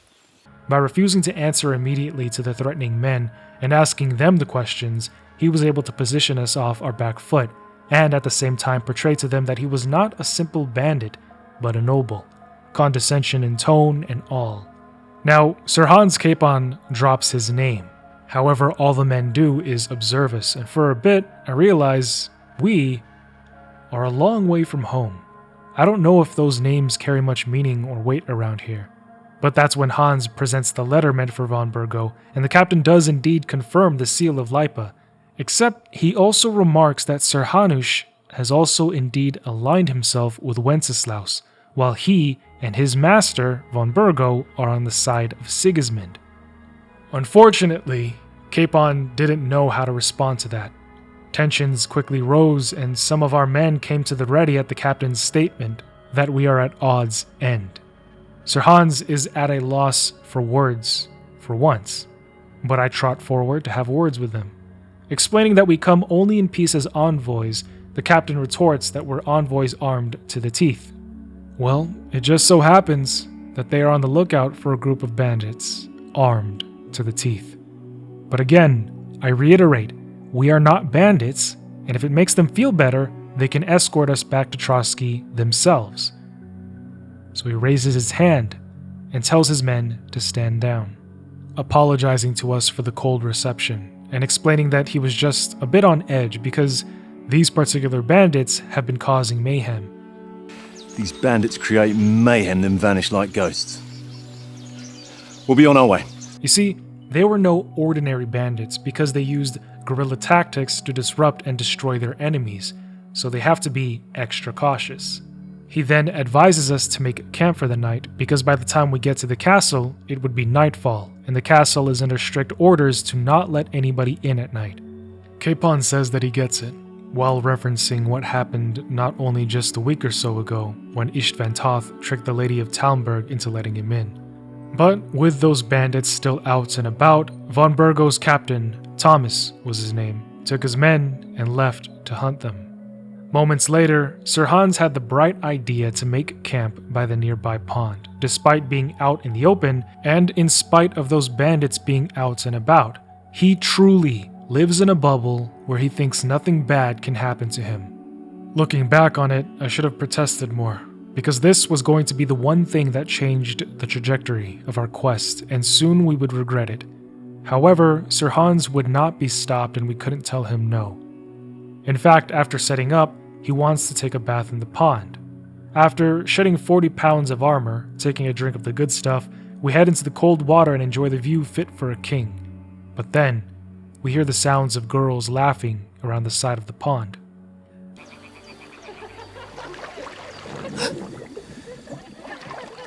What's the matter? Females! Let's go to them. I try to tell him that we should just leave those girls alone, but Hans smacks the water and silences me, telling me to make sure that they don't spot us. But not even a few minutes have passed before we turn around to the sounds of yelling and crashing metal.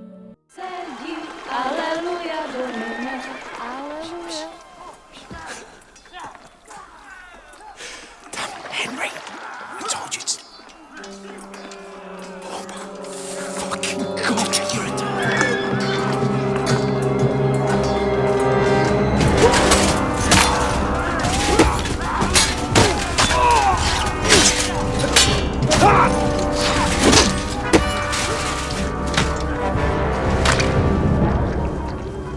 We've got to do something. Stay down, for fuck's sake. To our horror, the bandits that Captain Thomas was looking for had found us, and unfortunately for those ladies, they found them too. After murdering our men and taking our letter, they went after the girls. Hans wanted me to keep quiet, but I just couldn't. I promised myself and I promised my parents that I would never run from a fight again, so I shouted to get their attention. And Hans was so pissed at me for doing this, but I couldn't allow them to have their way with her. Luckily, the man on the horse, who appeared to be the one in command, rode over and stopped them. He bashed the bandit's face in, and the other bandits got the message, loud and clear. Then he looked at the woman, nodded, and let her go.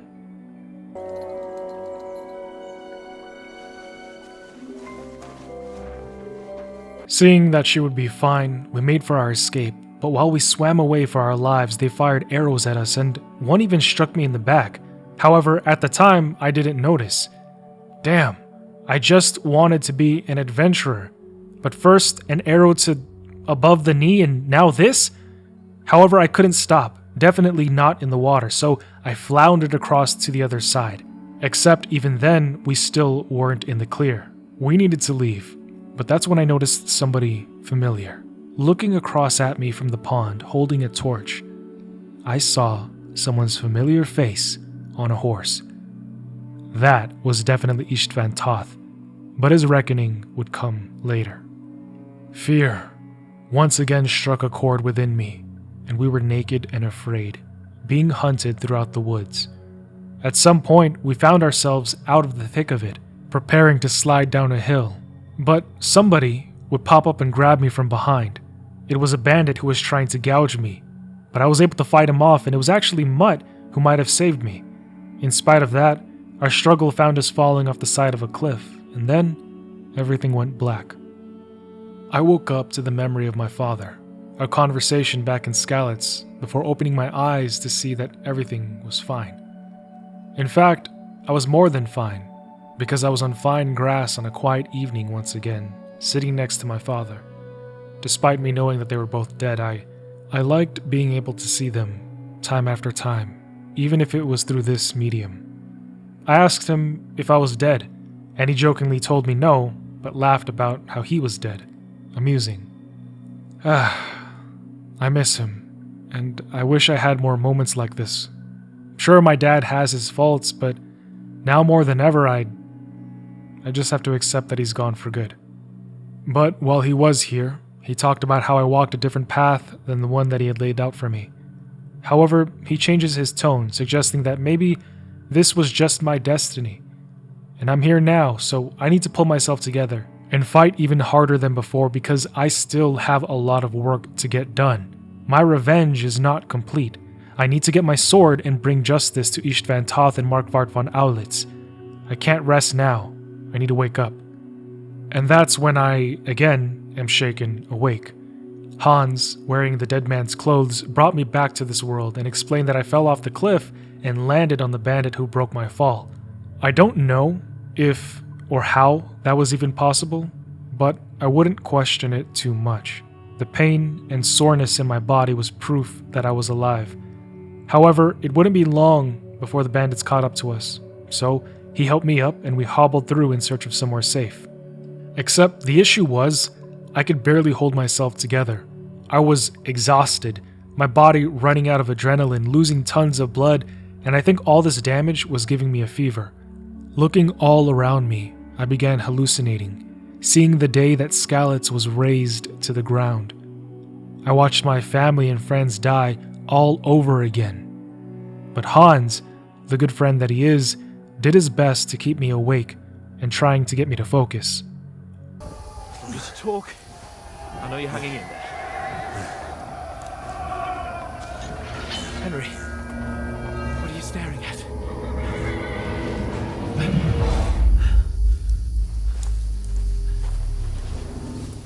Henry, concentrate. Jesus, don't do this to me. Pull yourself together and let's go. We have to go.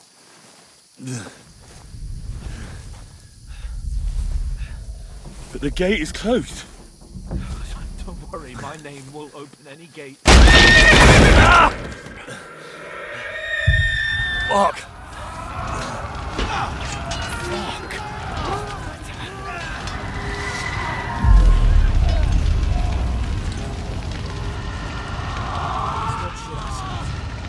We can do this, Henry. Bianca. Come on!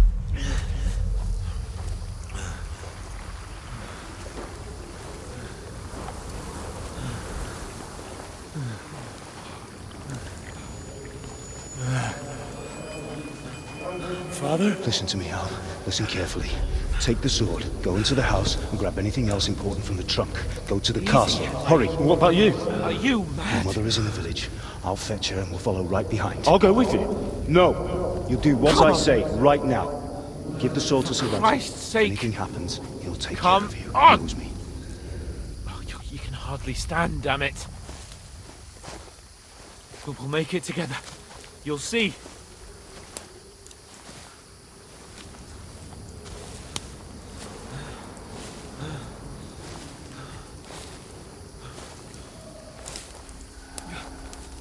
Henry, focus.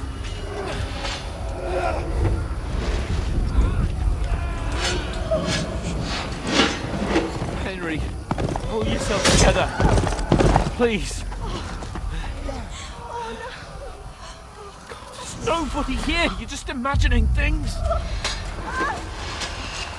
Don't give in to it. Hang in there.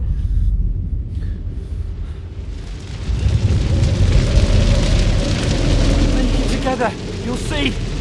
You're a warrior, you can do this. It's all right, Henry, I've got you. Just a little further.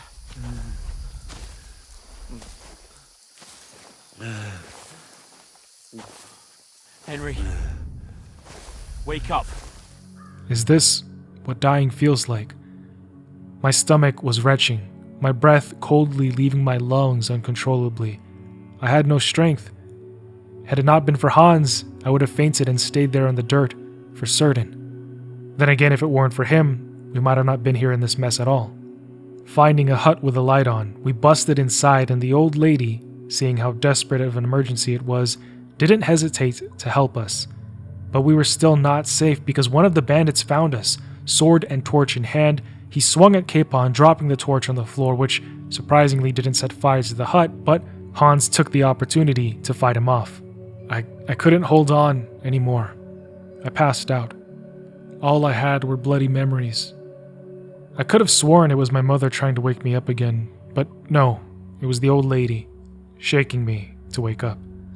She explains that I was 1 foot in the grave, but that she healed me, just as she was healing Hans back to health. When I asked her name, she said it was Bozhena, which sounds familiar. Wasn't she the cook back in the kitchen of Talmberg Castle? It wasn't important. After some time, I felt well enough to go find herbs needed to help Bozhena concoct a healing potion for Hans. But when I got back to the hut, 2 armed men were there. They had been harassing Bozhena, wanting to know where me and Hans were, but she wouldn't give us up. No questions asked, I snuck up behind one of them and attacked.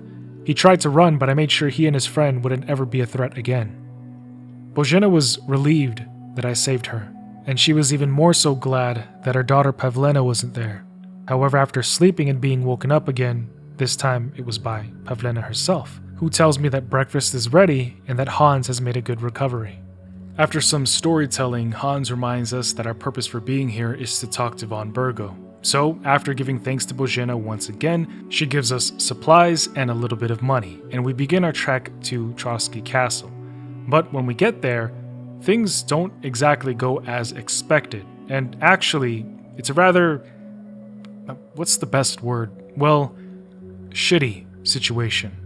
Some of it even gets on the cameraman's lens.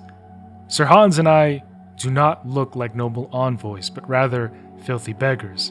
As natural as it is for Capon to be livid at what just happened, we really can't blame them for not believing us, but still, they didn't have to do all that. But that is not as surprising as what we learn next. The castle's chamberlain came forth stating that Sir Hanush would have never sent von Bergow 2 vagabonds covered in excrement, but also that Sir Hans Capon is dead. Which is weird because he's standing right next to me. The man above us tells us that Hans and his company were killed by bandits. We tried to tell him that it is us and that we escaped, and that Captain Thomas can verify who we are, but unfortunately, he too was ambushed by those bandits, and he's been delirious for days. We were not getting in. Apart from which, Sir Hans Capon is dead. We found his body by the pond. His company was ambushed by outlaws, and they were slaughtered to the last man. Yes! Yes! They ambushed us! With that shit show finished, we do the only thing left that a man can do in a situation such as this. We go for drinks. Only again, we look like men without groschen. And we are treated as such, which is extremely frustrating for Hans because he's not used to being treated like a normal person. But this is even more prevalent as I tell him that the plan now is to focus on looking proper with a bath and clothes. Now, I tell him we just have to work a little bit and earn some money to afford that. But I don't think it's quite clicking with him because he asks me how long it's going to take for me to earn the money. Even if it was a life or death situation, I don't think Sir Hans would ever lift a finger to do an honest day's work. However, the tavern lady brings us some food and drink, kind enough to give us more than what we actually paid for, just so long as we worked it off. However, from the corner of my eyes was a lady walking over. I noticed her, but more than that, I recognized them. Her. The color of her dress, yes. She was the one I saved from the pond. Now, of course, men being men, whistle and slap her butt as she walks by, and as if she's dealt with it before, she swiftly smacks them across the face. When I tell Capon who she is, he tells me to go talk to her because she can actually vouch for who we are. But for some reason, she acts like she doesn't recognize me, in spite of me reminding her that I saved her. She tried to walk away, and I grabbed her arm, which I probably shouldn't have done because I noticed the look of fear on her face as she pulled away, but then she looks around to see if anybody's listening. Just then, a messenger rides by, and she tells 2 things. Von Bergow is about to ride out of the castle, and that the best way to meet him would be at a wedding in Semien.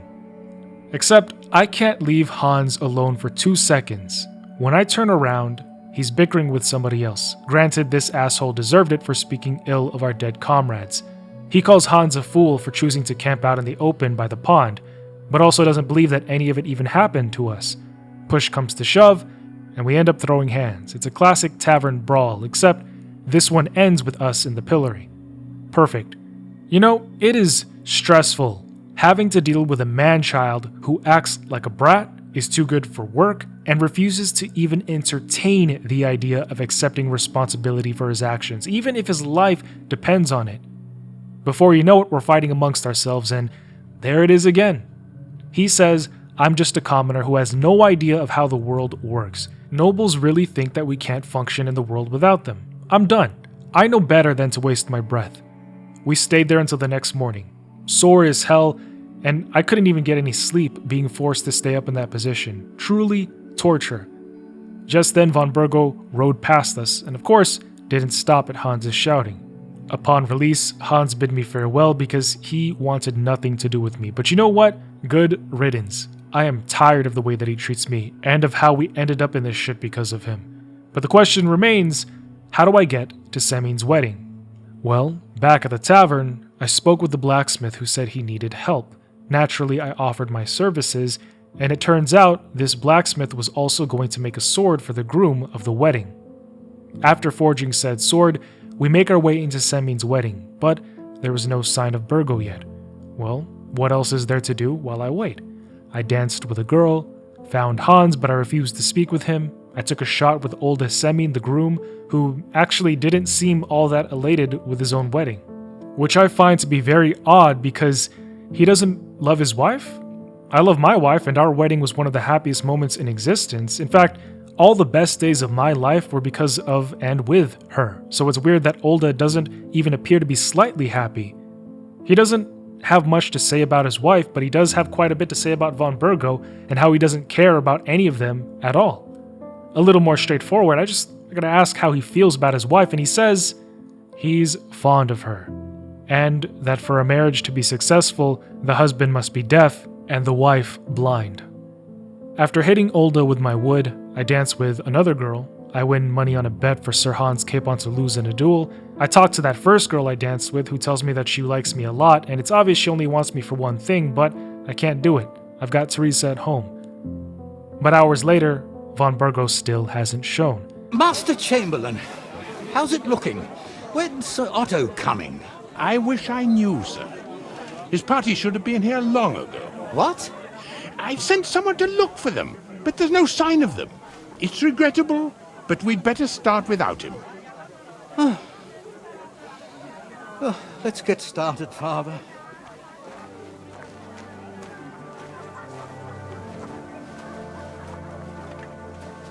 Damn it.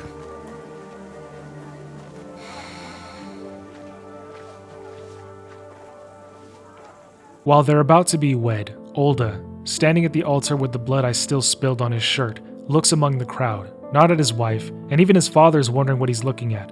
In fact, he's not even mentally there because he had to be tapped and reminded to say, I do.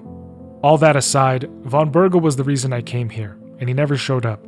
So I went to go congratulate the newlyweds and take my leave. Finding the bride alone and crying in the cellar, I ask her what's wrong. She tells me that Olda basically left after they said their I do's. A messenger came with no colors, told Olda something, then left, with Olda following shortly after. Now, this is going to make sense and it is relevant to the story. We'll find all this out later. But that's when we are interrupted by a man who barges in, and I guess I can see what it looks like because somehow he drags me out. I don't know how I, somebody who has at this point murdered hundreds upon hundreds of people, let this drunkard pull me out and throw me on the dirt. I know what it looked like. He thinks I was trying to have my way with the bride of the wedding. While I am being kicked, Hans comes to my rescue and punches him off of me. So of course this turns into a wedding brawl. With Ulrich commanding the guards to put a stop to the fighting, we cut away to see Father Godwin doing what he does best, fornicating and imbibing. And that is when my father and Sir Hanush waltz right in to see Godwin, because they need somebody to come track us down. We were supposed to be back in Pirkstein a while ago, but since they haven't heard from us, they went to the one man they knew they could not only trust, but the one man they knew capable. Little did they know that Hans and I were sitting in a dungeon cell, locked up by the Chamberlain for that wedding fight. Hans didn't do well with small and tight spaces, so he's freaking out, but also, he actually apologizes. No, I don't think you understand. The high-nosed, blue-blooded Lord Hans Capon of Pirkstein actually apologized to me, a commoner. I never thought I would live to see the day, but this moment would actually be short-lived because he tells me that during the time leading up to the wedding, he had been poaching, which is a capital crime punishable by death. Yet Hans didn't call it poaching. He called it hunting in another nobleman's territory without his permission, which is exactly poaching. He really thinks he's untouchable just because he's a noble, except right now, he doesn't look like a noble, and in case he forgot, we still have yet to even speak with Bergow, who will determine the veracity of our claims. Until then, Ulrich, who threw shit on us, is calling shots. Hans should not have been poaching. But outside, we hear the guards talking bright as day about Captain Thomas, and we're reminded that he can still vouch for us, only he's still on the brink of death. Soon, they open the heavy metal doors and Hans begins walking out thinking that he's being freed, only to be pushed back. Then the guard points at me, telling me to come with him to the courtyard while Hans... well, he was to be hung for poaching. Did they find that out just now while Hans said it out loud, or did they know beforehand? Just as predicted, this predicament was more than we bargained for. But they really couldn't just hang a nobleman, right? Sir Hans's world was being tilted, and his title wasn't going to protect him this time. No, all he had was me. Now, originally, they sent me out into the courtyard to work, but a cook asked me to help her pick a lock because she needed ingredients, and as luck would have it, I saw Ulrich in the kitchen who appeared to be in pain, clenching his chest. When I spoke to him, I showed concern, and I convinced him that I was a man of medicine who studied at Prague University. I then gave him an exam and diagnosed him. Those side quests and books I read paid off because he then gave me permission to go around the castle, specifically for the purpose of concocting a potion that would help him to heal. However, before that, I check on Hans, who distracts the guard with his singing, allowing me to sneak up behind and assassinate him.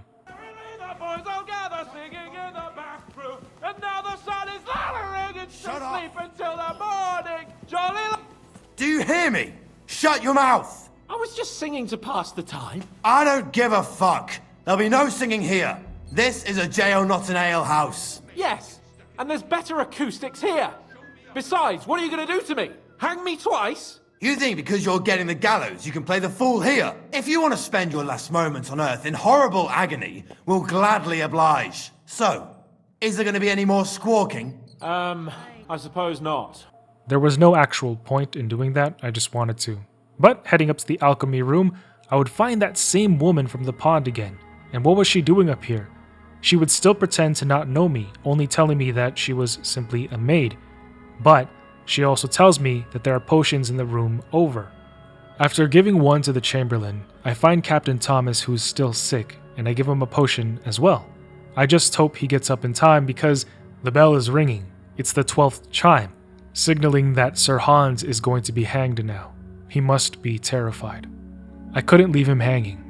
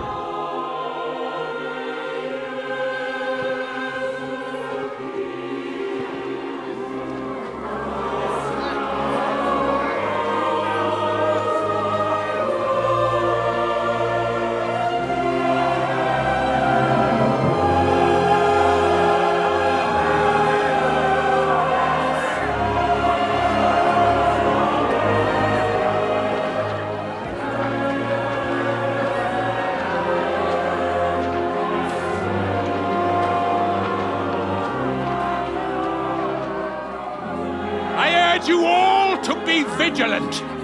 These days we have all sorts of vagabonds, drifters, outlaws and bandits roaming the country. And we have one of those vermin here today.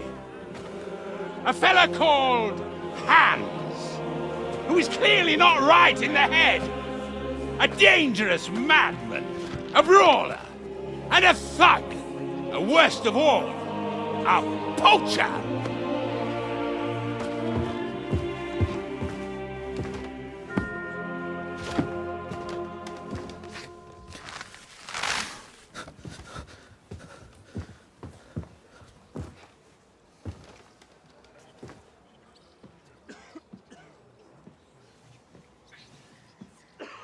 And so, for the damages he caused to our dear Lord Otto von Bergow, he is sentenced to be hanged by the neck. With only a moment to spare, I stopped the execution. Until dead! You can't execute this man. He's a noble. As I brought a barely conscious Captain Thomas to the courtyard, which gave us just the time we needed to announce to the crowd that Hans was noble and could not be hanged. However, despite the disapproval and disagreement from the guards and the people, the power-hungry Ulrich would still insist Hans be hanged. But right before they kicked the stump, a horn would announce the arrival of Sir Otto von Bergow. Dumbfounded, Chamberlain could only say, "My lord?" Demanding to know what was going on in his castle, he is informed it's a hanging, but I quickly add on that Hans is noble, so Bergow orders Hans to be taken down before he himself collapses. The next day, back in proper clothes, Chamberlain Ulrich says that Bergow is ready to see us. Finally, the moment we've been waiting for, the whole purpose of this quest. We begin exchanging pleasantries and... Wait, what's up with this sash? Oh, no. But Sir Otto wants to know why Ulrich tried to have Sir Hans, a nobleman, hanged, to which Ulrich shows discomfort. And boy, I had no problem throwing him under the bus. Sir, we came to your castle in a state of desperation. Your chamberlain had the guards empty excrement on my lord's head and beat him without hearing us out. You were still at the castle then, and if he'd let us see you, maybe you wouldn't have left and wouldn't have been ambushed. So, after telling him everything that happened, he simply says sorry for that and he wants to know why we're really here. We told him that as he is the leading voice of the League of Lords, we wanted to know what their position in the matter was. Are they Team Wenceslaus or Team Sigismund? Von Bergow sees through the message, simply stating the true question. In other words, whether I might betray Sigismund. Betray is a strong word. We came to you, Sir Otto, because you're the leading voice of the League of Lords. But before answering, he turns his attention to the bandits who have been running amok in his territory. Sir Hanush and Sir Radzik are right.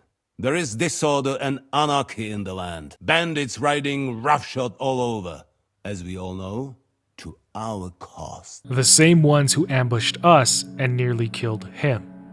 Eager to get into his good graces, we quickly accept to help Sir Otto, and even he teases that maybe after we finish working for him, we might find common ground, which would be good news to bring back to Rattay. Sir Otto would have us go to Nabokov to tell the lord of the castle to muster his troops and rally to von Bergow's cause against the bandits. As we set off from the castle, once more admiring its staggering magnificence, the guards would try to stop and arrest me. So, what I didn't tell you was that in the time between everything that just happened, I had actually spent hours murdering a lot of people at the castle. So much so that eventually the guards would just run away at the mere sight of me. Now, eventually, time passed and I figured with us having spoke with von Bergow, things would have quietly sorted itself out. It appears this was not the case. But this isn't the first time I've had to take on 5 guys at once. After I finish them off, Hans, not saying a single thing, just continues down the road with me. He could have at least helped. After making it to Nabokov, I notice that my horse looks nicer than Capon's, and after Hans demands to be let in to speak with Jaromir, Lord of Nabokov, he comes well met. Except, it was a bit odd to see a lord with a mace. The only one I knew was Sir Hanush. Everyone else had a sword. And it hadn't dawned on me at the time, but Sir Yaromir's speech mannerisms seemed a bit off, calculated, like he was thinking about what he was saying, as if it wasn't natural for him. Certainly, certainly. These are troubled times indeed. Please accept my hospitality, sir. You're surely thirsty after your journey, and you'll have greater comfort in the tower. But Sir Hans would ask them to tend to our horses, and we also learned that they had 15 horses. You heard his lordship. But I've already got 15 animals to deal with. 15 horses? My word, sir. You must be doing all right for yourself. Not entirely. But fortune smiled on me for once at least. Well, good God Almighty, they must be really doing quite well for themselves. But Yaramir wanted to know why we actually came. So the lords went up to discuss while I was down below. But it wasn't all too boring, because I dueled with one of the soldiers here. I met with Clara, who invited me to go with her and find herbs to help heal the wounded. Now, correct me if I'm wrong, but I figured if I just snapped their necks, she wouldn't have to worry about taking care of them anymore. Going with Clara to get those herbs, she tells me she wants to show me something. So, I follow her a little deeper into the trees. I was thinking that there was treasure or something, but instead, she gives me a riddle. Obviously, the answer was her name. But unfortunately, this leads us to copulating. What the fuck have I done? I am so confused. How did we get here? How did I... Teresa, I was on my way back to the fortress, but then one of the villagers got my attention. He was rather strange and cryptic, talking about wood and giving him a hand, but I could gather that he was trying to tell me something, so I followed him into the trees. Wait a minute, you're not going to try and boink me too, are you? He explains that he hasn't seen Ser Yaromir in ages, that those guards at the fortress aren't the ones he recognizes, and that there are many more than he even remembers there being in the first place. Something has gone wrong, but that's when he gets spooked by a guard who's walking this way. After I kill the guard, I talk to the horse groomer who tells me stories that don't quite line up and are conflicting with other stories that I've heard. This is actually enough for me to want to kill him. There's no choice, I had to. Reuniting with Hans, he's ready to go back to Trotsky Castle. It's just, I need to figure out what's going on here. Now, Hans is against it because we came here to do one thing and one thing only, deliver a message. For all that, he still allows me to infiltrate the fortress. I just need to be quick about it. Entering the fortress, I walk by Clara and she is indifferent to me. So that's weird. Later, I would kill a few more guardsmen and find a bunch of stashed military equipment, including a shield from the Lords of Lipa, from Rate. That's our shield, which means that the bandits who ambushed us at the pond are here too. And it wasn't until I found the real Yaromir in the jail cell that he confirmed everything that was going on. Bandits scaled the mountain and in the dead of the night took over the fortress, and the man leading the bandits was posing as him the whole time. When I got back to Hans and told him the situation, he was just as surprised as I was. We need to get this news to Sir Otto. So, when we relay the news to him, he makes plans to attack Nabakov Fortress to take it back. But before that, Bergow tells us that he captured one of the bandits who ambushed them, and if we wanted to try to get something out of him, we could try. As soon as we meet him, he's hardened and won't tell us anything. So I give him a backhand to let him know that I mean business, and that everybody has a breaking point. I start off by asking him if he knows Toth, and he tells me he knows nothing, but that he and his band of bandits actually care about the land. Yet he's not answering any of our questions, so I ask him again, is Toth with you? He was about to make a your mom joke, so I immediately picked up a torture tool and he begged me to wait. However, I already started. Now he talked. Said that Toth was with them, but that he recently joined the bandits, convincing them that he was against von Bergow. But, funny thing, last time I checked, Toth and Bergow both were on the same side, Sigismund's side, so this really didn't make any sense. I continued to torture him further. His lips loosened up and we did manage to learn the name of their chief, Jan, as well as the connection they had in the region, Olda Semin, the groom from the wedding. And this explains why he was acting like that, why he left and why von Bergow didn't even show up to the wedding. Older! Semmin! The groom. That's why he left his own wedding. Jesus Christ! And what about the others? Once von Bergow finds out... All hell will break loose. But the people from the fortress are innocent. They know nothing. If you tell him, their blood will be on your hands. Von Bergow isn't a madman. He'll meet justice out fairly. My arse! So then, of course, we had to ask him why they attacked us at the pond. But all he does is talk ill of our dead party members. So Hans tells him he hopes he enjoys what I'm about to do to him. You murdered my people, so enjoy this, you sack of shit!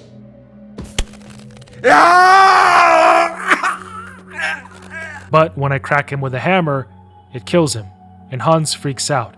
Damn it, Henry! He's dead now! This shouldn't have happened! This should never have happened! And this doesn't make all that much sense to me, because how is he going to be all for the torture, but when somebody dies as a result, he's surprised? You're either all in or not in at all. You can't half-ass certain things in life. Reporting back to von Bergow, he is disappointed that he couldn't get more information out of the captive, yet he isn't deterred because tomorrow he plans to lead an assault on the Bergow fortress. As a result, the bandit scourge would be eliminated and Sir Jaromir would again be in Bergow's debt. But that's not all, because now Otto knows that Olda Semmin is a traitor who is in league with the said bandits. Which means he would send us, along with his military governor Burgrave Hasek, to come collect Olda to make him answer for his crimes. But the problem is, Hasek has a couple of bloody bones to pick with Olda, because when von Bergow was ambushed, the day of the Semmin wedding, Hasek was there. So when the bandits popped up and tried to smoke von Bergow, most of Hasek's men were viciously killed before his very eyes. Just like me, Hasek is consumed by a vengeful wrath. I'm going to burn down this nest of vipers. And if anyone tries to stop me, I'll make no distinction between you and them. Consequently, when Lord Semmin refuses to give up his only son despite knowing everything, Hasek goes on a warpath. And he was even willing to kill everybody at the castle, even if they were innocent, to get to Olda. Hasek even threatened me and Sir Hans, but this was just madness and it wasn't okay. Many innocents who had nothing to do with Olda's decision, including his father, who didn't know until later, were going to be murdered. I had to stop him, it just wasn't right. But the thing is, after I killed him, all of von Bergow's soldiers came down on us. So, after killing them, we found ourselves in a tremendous amount of trouble, because Sir Otto would be expecting our return, Hasek's return, with Olda. Fearful of what happens next, as the men lay dead around us, we didn't know what to do. However, I took the moment to ask Olda why he even joined up with those bandits in the first place to attack von Bergow. So, he explains that the bandits are actually good guys on the side of King Wenceslaus, and that Bergow and Sigismund are the enemy, and they don't actually care about the good people of Bohemia. The bandits are the only ones with the bravery and tenacity to stand against evil. But then, I asked him if he knew Istvan Toth, and Olda responded that he knows him and that they would take on any man who is willing to rise against von Bergow. I don't think he knows who Toth really is or who he actually serves, but none of that matters now because we have to solve this life or death situation. So we come up with a plan. We would burn down Semmin ourselves, let Semmin escape, and then go back to Trotsky and tell Otto that things got out of hand here and that pretty much everybody except us is dead. If we're lucky, Otto will buy it and just take it out on the Nabokov fortress tomorrow. And for all that, Bergow did buy this story, but he told us that the plans for tomorrow's attack would be revealed tonight during a feast. So, attending the party, we come before Otto and Ulrich, who remind us that after they crush the rebellion tomorrow, he would reply to the letter Jobst and Hanisch wrote. As for tomorrow, Ulrich was going to lead all of us into battle, but something happened in this moment that I didn't catch until just now, as I remember it. Catherine was standing right here, pouring wine and listening to Ulrich as he explained our plans for the attack on the bandits tomorrow. Yet tonight, we have been ordered to eat, drink, and be merry. and I did just those things. Plus, I also won a game of dice, and I also spoke with a girl who was enamored by my storytelling. However, unfortunately, she too wanted to copulate, but I turned her down because of my girl back home. At Bird's first chirp, we marched out with the army to lay waste to Nabokov. But something impossible happens on our way. We got to see firsthand how the bandits ambushed von Bergow's forces. That's exactly why I'll be a lot more...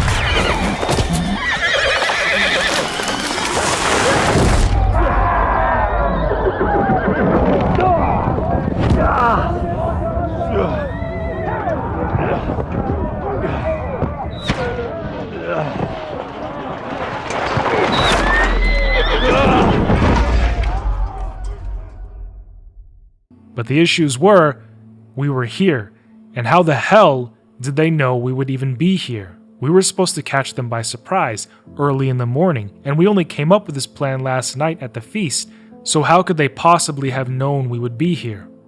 After being knocked off of my horse, concussed, and having a horse fall on top of me, I'm fading in and out of consciousness. I thought to myself that this has happened to me more times than I can count. It's a wonder how I'm still alive. So many brushes with death, but this isn't the place or time for that because Hans pulls me out from under the horse and we need to fight. This was pure chaos. Both bandits and soldiers alike dying left and right, but that's not all because they were above us too, on the small cliffs firing hand cannons at us.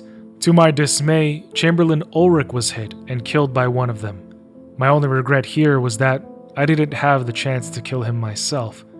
But Sir Hans and I make a run for it. We bolt through the forest like boars running from hunters, desperately wounded and trying to find a way out. But when we get to a clearing, we actually don't find ourselves in the clear. With Sir Hans injured, we couldn't run. We were backed into a corner as another set of 5 guys encroached upon us. But just then, somebody calls them off. That'll do! We'll surely get a nice fat ransom for Lord Capon of Pirkstein.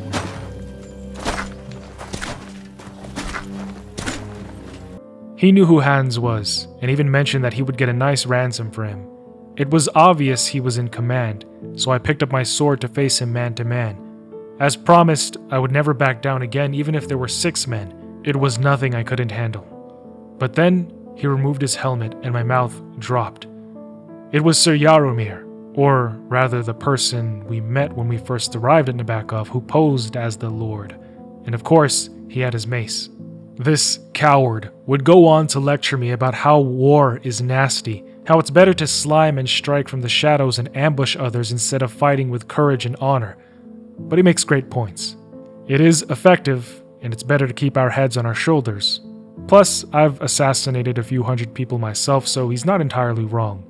Nevertheless, I say some fighting words and he takes the bait, allowing me to solo him. You think so, huh? I'm actually starting to think this young knight deserves a fair chivalrous duel. He pulls out his underling's sword and offers to let me live if I'm good enough. But what he doesn't know is that I did a lot of side quests before coming here. No mercy!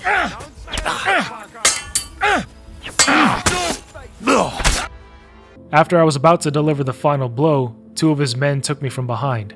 I had bested Zizka, but I had likely scarred his face too, and now I wasn't even sure if he was going to let us live. Meanwhile, Godwin had arrived in von Bergow's domain, his 3-day journey at an end, but with no way of knowing exactly how or where to find me and Sir Hans. So Godwin would go to the one place he knew would likely have information. In typical Godwin fashion, he had captivated and charmed the tavern innkeeper into giving him free drinks and information as to where he could begin looking for us. The sly holy devil him, how does he do it? Anyway, the innkeeper tells him about the wedding, the hanging, and most importantly, the ambush of Nabokov. So, with that, Godwin races to the forest, tracking and retracing our steps, except when he gets a little further in, he is promptly stopped. God be with you, lad. I'm not one of those corpse looters. Listen, One more step, and it'll be your last, old man. Calm down. I don't want any trouble. I'm looking for someone. Oh? And who do you serve? The Lord God, my son. And wine, every now and again. Or ale. I'm not fussy. You're a priest? You don't look like no priest. I hear that a lot, but it's God's truth. Now, at first, the Merc doesn't believe Godwin is a priest, but you know Godwin, his speech level is at 99 or something, because after he hears Godwin speak, but also speak in Latin, De omnibus est dubitandum. Let's just say I'm whatever I need to be at the moment. Priest, a warrior, tireless lover. Maybe you really are a priest. he is more so convinced. And he even convinces Erik. Yes, remember, Toth usually takes Erik with him wherever he goes? Godwin tells Erik he is looking for me, and for Sir Hans. Now, something that has always fascinated me was how Godwin was a walking, talking paradox. I mean, he's a man of the cloth, but a mighty effective killing machine. He's charming, but he can also make any man feel threatened. Because when Erik tells Godwin that we might be at Nabokov imprisoned by Zizka, but that he's not sure if it's actually us, Godwin tells Erik coldly, "You'd better hope it is." I mean, good God almighty, when Godwin told me that story later, hand to God, I got shivers. But that's when 5 guys angrily stormed in, yelling at Godwin and Erik's mercenaries. So what Godwin hadn't told anyone yet was that before he even got to Erik, he murdered a couple of bandits on the way. However, what Godwin didn't know was that the one he killed had a brother. Wrathful over his brother's death, he came straight to Erik, thinking he had been the one to do it, and they were out looking for revenge. This was an opportunity to strike a bargain with Erik, whereby after Godwin helped to slay the bandits, he would be taken to Zizka over at Nabokov. Shortly after, Godwin would meet eye to eye with Zizka, who would tell Erik that he had an interesting talk with Istvan Toth. Of course, fearing the meaning, this alerted Erik, making him concerned. But Zizka would tell him to just go inside and wait for him while he handled Godwin. This interaction between them would be the quintessential real recognizes real, as Godwin calls the ambush he planned against von Bergow worthy of going down in history. Are you the one who came up with that diabolical ruse in the ravine? Remarkable work, I can't deny. If you did that on a larger scale, you'd go down in history. Did I hear correctly that you're a priest? You don't look the part. Funnily enough, I would take this time to remind you all that this entire story is based on the real-world history of your time. Look some of this up. All the same, the two would butt heads about how Godwin would be leaving Nabokov with me and Sir Capon, and not to yank my own pizzle, but Godwin even says I was one of the few who could match him in sword fighting or boozing. It doesn't pay to underestimate that one.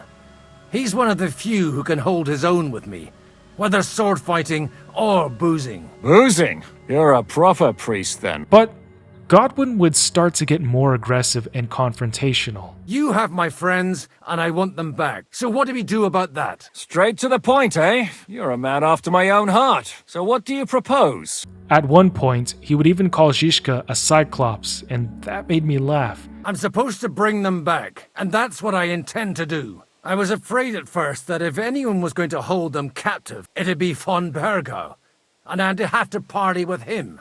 Ah, well, man proposes, and God disposes. How am I to know you're not von Bergov's spy? Maybe I should throw you in the same cell with that pair. Excellent! At least I'd get to see them with my own eyes, and not have to put up with any more horse shit from a lying cyclops!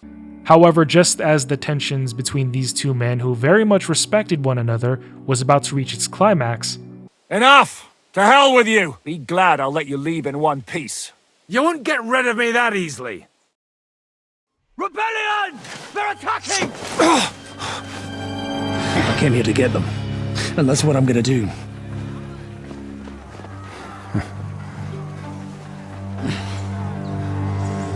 Looks like you know how to use a blade. Fighting Turks will teach you that. Hungary? Kosovo.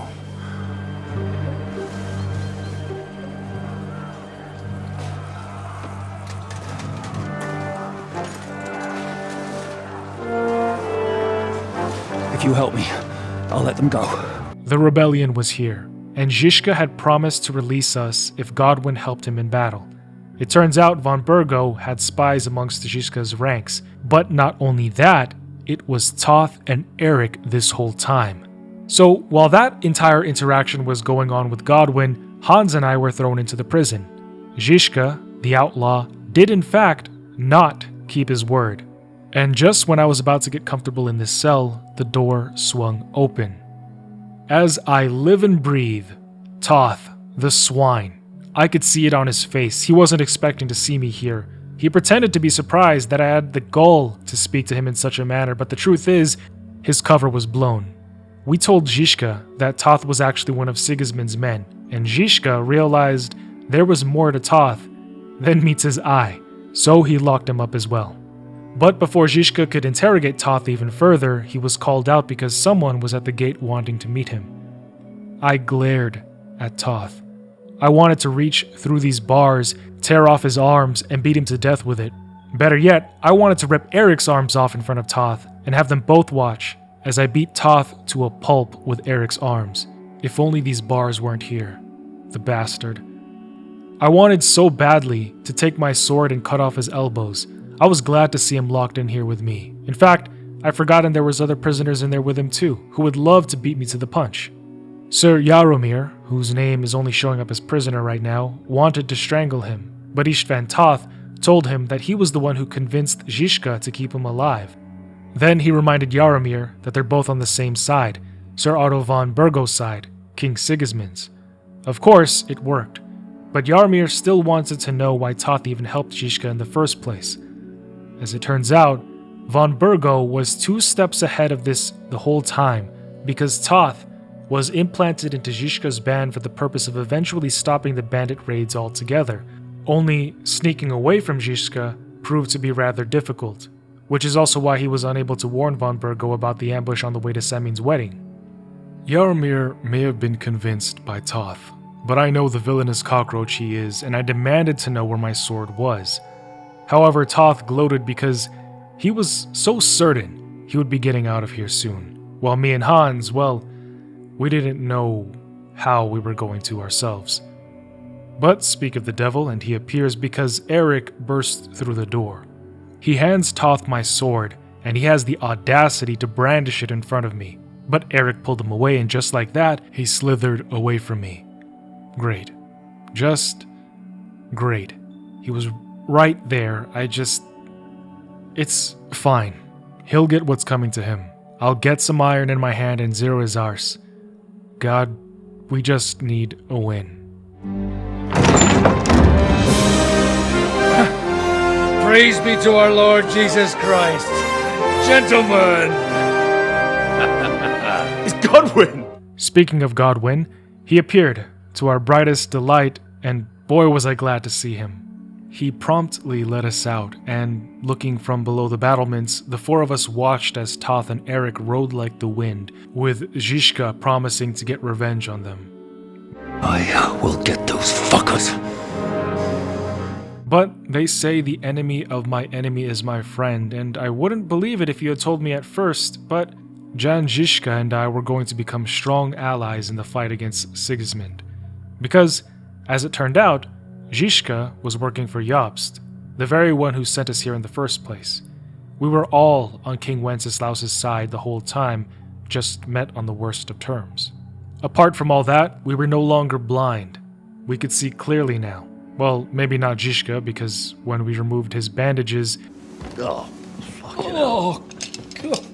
Holy shit! Unsightly doesn't even begin to portray it.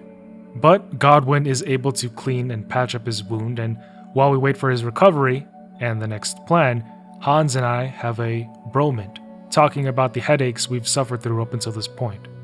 It was a hard bloody day today, eh? I swear, I don't know how many more times we're going to have to change sides before luck smiles on us. We survived, and that's the main thing. I hear we're going back to Ruthards tomorrow. Great! I'll be glad to see the back of Trotsky and fucking von Bergow once and for all. Though I'd rest easier if he was dead. I was humiliated, ambushed, wounded, and nearly hanged, all because of him. Just because I was trying to do the responsible thing. I'll never forget this little trip of ours.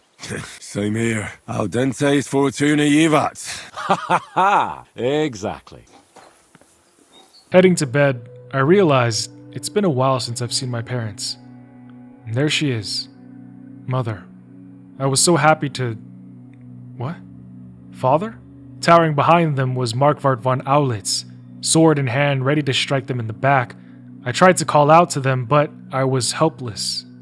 Even now, with all my power and experience, I can't save them. I shouted for them into the void, but all I saw was him.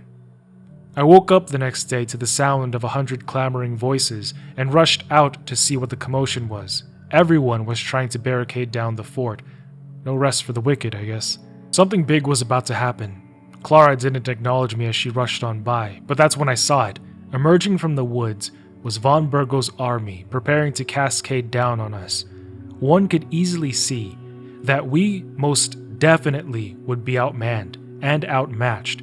They kept pouring on through. I didn't think it would end. Where did von Bergow even get this many men? I spent the better part of 2 days killing scores of them back when I was in Trotsky Castle. But when I saw them ride forth, my blood began to boil. Jaromir, Toth, von Bergow, Aulitz, and Erik have all come together for different reasons, yet all the same. They meant to lay siege to Nabokov. Now, they demanded we surrender. Godwin wanted to sneak away and flee, but I held steadfast, because there was no way in hell that I was going to run away, not when fate had brought me both Toth and Aulitz in one spot, and Sir Hans looked at me, acknowledging my intent. Sir Markvart! Lord Nebok! And you treacherous shit! Kiss our asses! God, is this retribution for my sins? The cameraman zoomed in on Otto, telling Jaromir that this castle would be needing some repairs. Now, it was the calm before the storm, as Zizka and his band of merry men prepared for the hell that was about to come crashing down on us. War. War never changes.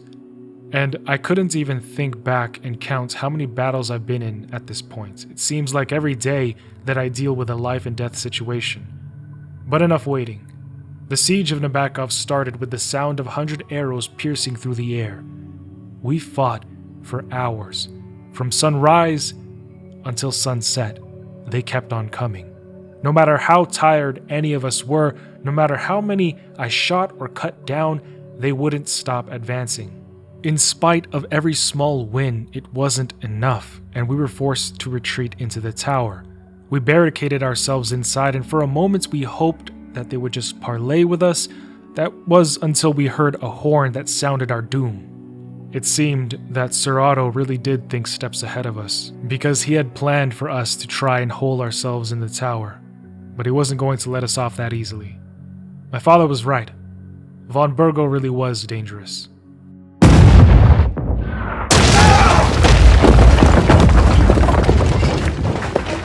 I don't know what is going on right now. Blinded by the light, hole in the wall, ringing in the ears, blurry, dusty.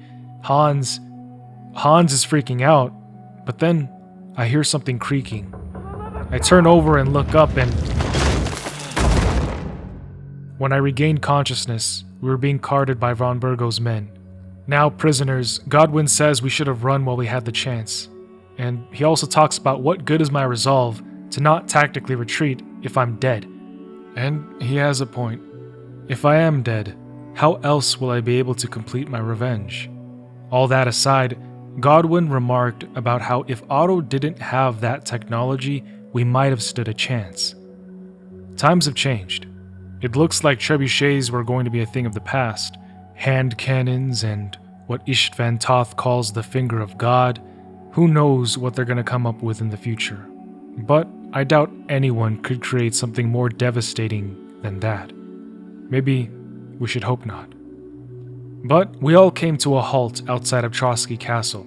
Sir Hans would be taken as hostage while the rest of us would be going with Toth, who was instructed to get what he could out of us. He handed him a letter from King Sigismund detailing the information he wanted to extract from us and where von Bergow would be going with Hans. They started with Zizka, now hung up by our arms, stripped down to our undergarments, but for some reason they let Zizka keep his mace on him, which, by the way, how is it still hanging on his waist? We were in the torture chambers of Trotsky Castle. Unfortunately, there was no way we were going to get out of this. No one would be coming for us. Godwin condemned them, but Toth laughed at the idea of God. How many Our Fathers do I need to say as penance, he gloated, before turning his attention to the barely breathing Zizka. He wanted to know where John Liechtenstein was, the other noble who came with Jobst back in Rate, the day we were sent on our quest to deliver the letter to Otto. We knew where he was, in Kudenberg, but we weren't going to tell him anything. Torture us as he might, my lips were closed. Antagonizing him with Erik didn't do me any good either, but it was the last thing I could do at the moment. Admittedly, he had a good point. We were here being tortured for their sake. When the rich wage war, it's the poor who die. Be that as it may, I had conviction, and I refused to tell him anything, but Godwin couldn't allow himself to let us be tortured any longer. No! Stop it! Don't do it! What is it, priest? Is there something you'd like to tell us? Godwin, no! Shut up! Tell me then. What's on your mind, father? From what I understood, Jobst is looking for allies so he can take on Sigismund. I want to know where he is now. In Brandenburg. And what about Liechtenstein? Radzig said Jobst sent him to Kuttenberg. That's all I know. God is my witness. I believe you. And you've saved this bastard's life. You'll be rewarded in heaven for that. He told Toth everything. John was in Kudenberg, and Jobst was gathering forces for the insurrection against Sigismund. That will do for today. All you had to do was cooperate a bit, and now it's all over. Now rest up. You'll need a lot of strength for tomorrow. There's a lot more I want to know. I wasn't looking forward to the fact that Toth was going to torture more information out of us tomorrow. I'm so tired, and everything hurts. My arms. Hate and revenge has been fueling me, but I must admit, even they are getting exhausted. As Zizka says, everybody has a breaking point with torture. There's no getting out of here. Or so we thought, because just then we heard singing. Hey. Can you hear that?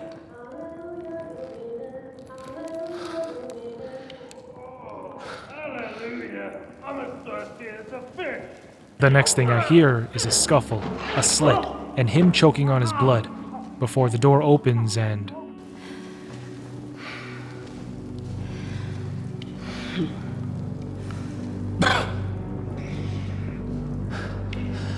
About time, Catherine. What took you so long? Catherine?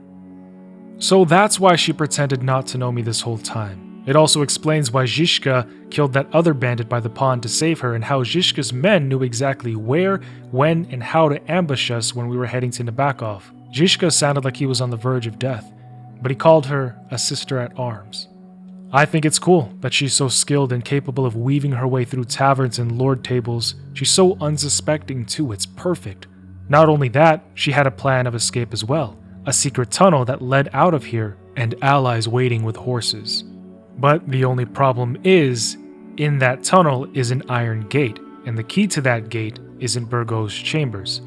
Taking this opportunity to kill two birds with one stone, I crept out of the prison cells, through the castles, and made my way towards the Lord's chamber. But on the way, peeking down below on the courtyard, I would find Toth and Erik talking. He was sending Erik to Bergow with an update on the information that he beat out of us. Interestingly enough, I heard Toth say he felt a little sorry for me. I almost felt sorry for Radzig's bastard. But we got what we want. The main thing is, find Jobst's spy, Liechtenstein. Maybe he feels like if the circumstances were different we could have been allies, but then I watched him and Erik show each other affection. You've grown into a very capable young man. But you still have to learn to fight for your place in the sun. Nobody will hand anything on a platter to men like you and me. I knew it. Besides that, Toth would have a fire in his heart as he reminded Erik that nothing will be handed to them, that they need to take everything that they want. Erik, not knowing this was going to be the last time he ever saw Istvan Toth, hopped on his horse and left. To be honest, I can respect Toth for being the type of man who knows he needs to fight and take what he wants from life. But it doesn't matter what shades of grey he shows me, because when I come up to his room in the dead of the night, I make my presence and intent known.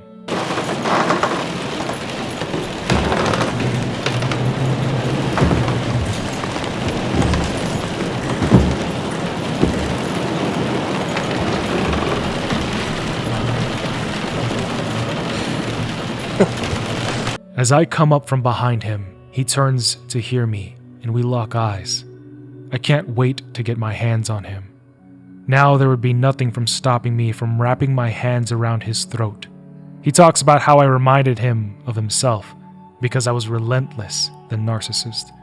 I know what he's trying to do. He's trying to talk his way out and use his words to lure me into a trap, but I slowly close in on him, picking up a knife, and I can see his eyes dart towards my sword. But he's not getting away. He knows it is time to meet his maker. I can see it on his face. He tried to flee, but I grabbed his body and I impaled him. Then I pulled out and thrust it into him a second time, harder than the last. Wait, what am I saying right now? I stepped back to admire my work. I had to relish this moment, watching him writhe in pain and agony, stumbling forward and back as he struggled to get his words out. I was feeling quite hungry, and this was just the sustenance I needed to feed my vengeance. But you know what? A warm death by the fire is too kind.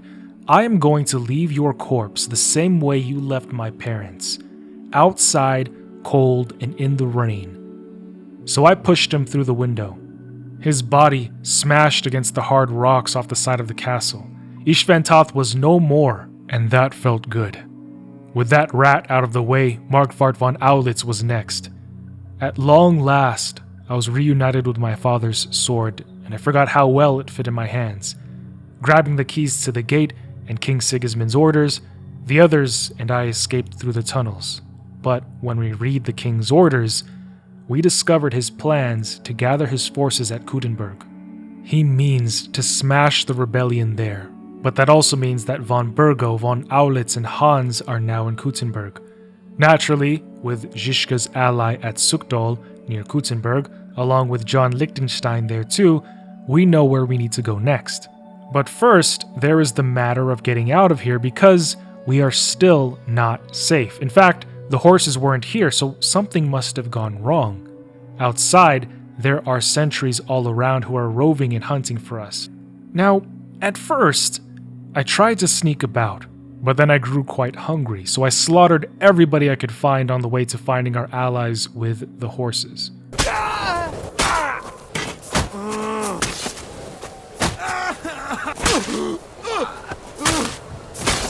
Since I killed everybody on the way over here, it was safe for us to head back and pick up the others. Loading up a knocked out Žižka in the cart, we safely rode away through the night.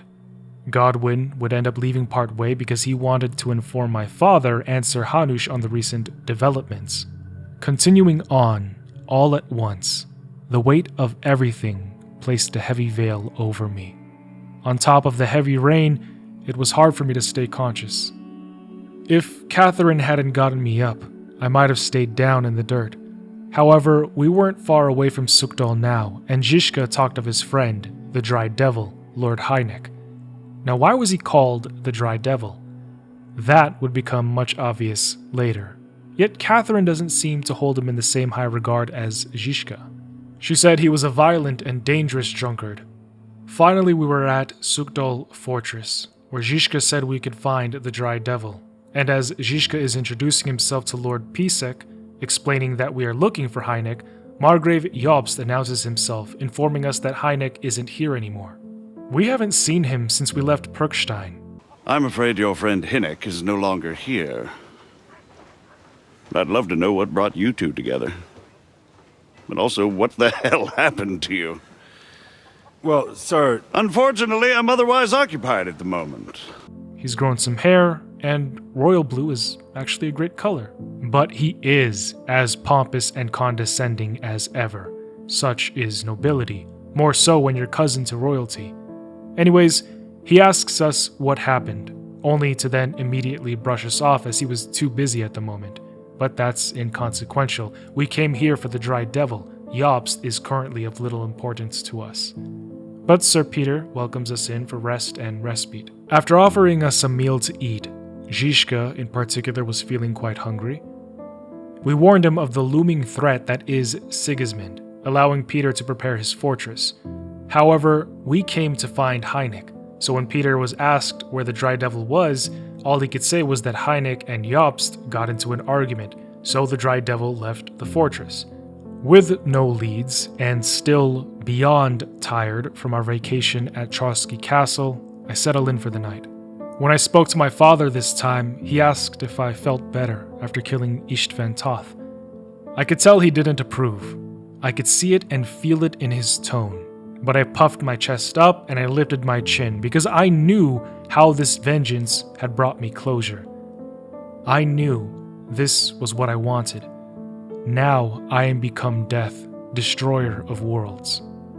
The next morning I reported to Jobst everything that happened, but then he dismissed me, telling me I could go back to Rattay now, which could not happen, and it wasn't going to happen, because I still have to kill Aulitz and save Sir Hans. There is a lot that still needs to be done. When Zizka comes in, Jobst explains why he and Heineck had a difference of opinions. You see, the devil came to the fortress in the hopes that Jobst could offer him blood. The devil wanted to fight Sigismund, but Jobst didn't want to senselessly go around attacking his forces. Not so long ago, you were conspiring with Sigismund against Prokop, your own brother! It would be futile trying to explain to you the intricacies of the Luxembourg's dynastic politics. Let me just explain that that was what was called for in the situation. But I assure you that I am now acting in the best interests of this country and of King Wenceslas. You're acting first and foremost in your own interests. Everyone knows that. Strong words coming from a man who earns his bread by killing merchants on the road. No offense intended. I applaud your art. The pen is mightier than the sword, but there are times when it's vice versa.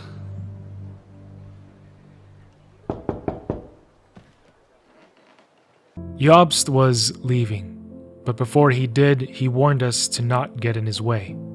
And if anyone should disrupt my plans with headstrong acts of violence, there will be consequences. Grave consequences. Since there's no point in spending time around Sukdal anymore, Zizka and I part ways with Catherine, who's planning on setting up her eyes and ears around Kuttenberg. On the road again, Zizka says that in order to fight back against Sigismund, we need more allies. And, well, with Heineck having quite the predilection for drink, he says there is one particular tavern he thinks we would find the Dry Devil at. But not just him, his pack of devil dogs as well, more fighting men. But here's where things would get complicated, and I am reminded once more that life can never just be straightforward. Because we arrive at the tavern in the middle of a brawl between one of Zizka's colleagues and 4 other classy patrons. After killing them, we learn that this tavern, the Devil's Den, is a sort of no man's land, and that the innkeeper doesn't care what we do so long as he is paid handsomely. However, we also learn that the pack Zizka was relying on has been disbanded, some dead, some moved on, so now it's just the 3 of us. But even more pressing is the fact that Heineck got himself into some deep trouble with the law and he's been captured. But Dutch always has a plan, so he'll be alright, boy. After hiring men, getting hand cannons, and setting up a blockade, we are prepared to ambush the convoy holding the devil. However, things embarrassingly enough went sideways, and when the convoy did show up... To the task!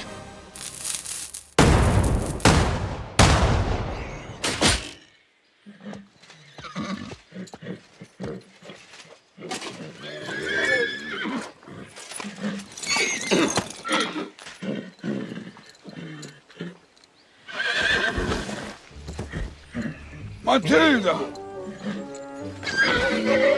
Fucking hell! My leg, damn it! You idiots! That was just a warning shot! Are you gonna shoot at the sky again? Let's just say these hand cannons are unreliable. I'll just stick to a bow and arrow because there's no way that those hand cannons are ever going to be reliable, now or ever. After killing all of them, we take the devil back to the devil's den, where he would tell us where we could find more of his old band. Unfortunately, we couldn't get everybody back, but I was able to bring some back, Janusz and Adder. Adder didn't speak English, but somehow that wasn't an issue. It was a proper night for celebration. But the next day, I traveled to Kudenberg to find Catherine and see if she had any news about John Lichtenstein. Now, she tells me that there's somebody suspicious who might be a lead, named Goatskin. However, while I was searching for him, I happened upon an odd individual who asked me to shoot him in the head with a magic arrow. The arrow killed him. Eventually finding Goatskin's hideout, he tells me that he was shortly working as a spy for a nobleman named Samuel. But it turns out Samuel was Jewish. And while that's not really a problem for me, I would be remiss to not mention that, especially during this time, Jewish people had it hard. They were discriminated against and treated terribly simply for what they looked like and what they believed in. So much so that they were quartered off in their own section in Kudenberg. Naturally, they were a very tight-knit community who didn't take kindly to outsiders. But I would still find one individual who was fine talking with me, explaining that I needed to find Samuel and John, but also that there were others looking for him. He was willing to help me out, if I helped him with something. The problem is, when I went to where he told me to go, I was immediately ambushed. Now, of course, I defeated them, but right before I was about to skewer them, the same man who tricked me into coming here stopped me. Wait! Don't kill him! You're gonna beg for mercy? After this? He pleaded with me, saying he was only under orders to protect John. However, I wanted to show him that I was a friend. So I handed him my sword as a form of trust. And after he studied and observed the sword for a moment, he decided he would trust me. Yet he still had to blindfold me. I'll trust you. But in return, you have to trust me. You can't see where we're going. All right. But no tricks. Those are the rules.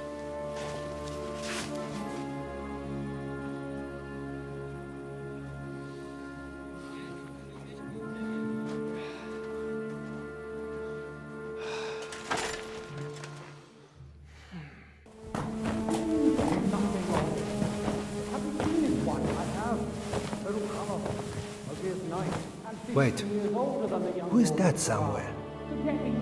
We will soon find out. Let us in. Wenches or the neighbour's daughter, any dirt you can dig up. Off you go! Oh, who have you brought now, Sam? I'm not entirely sure, but he says he knows you and absolutely insisted he had to talk to you.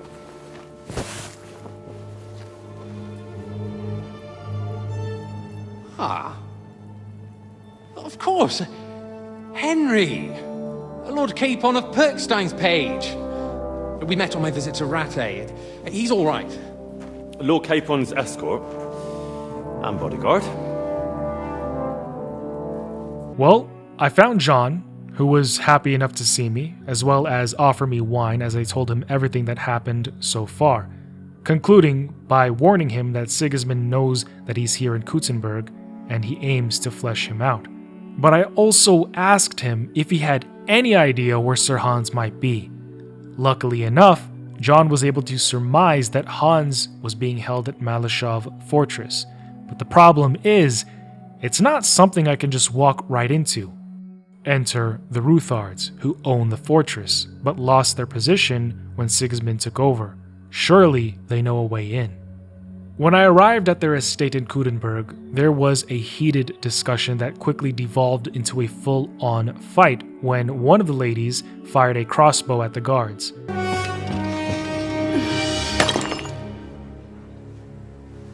Not another step. You'll get yours too, turtle dove.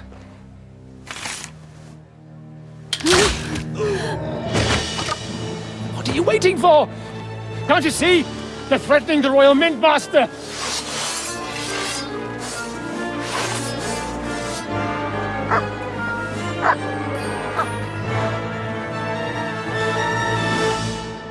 After assisting them, I tell them why I'm here.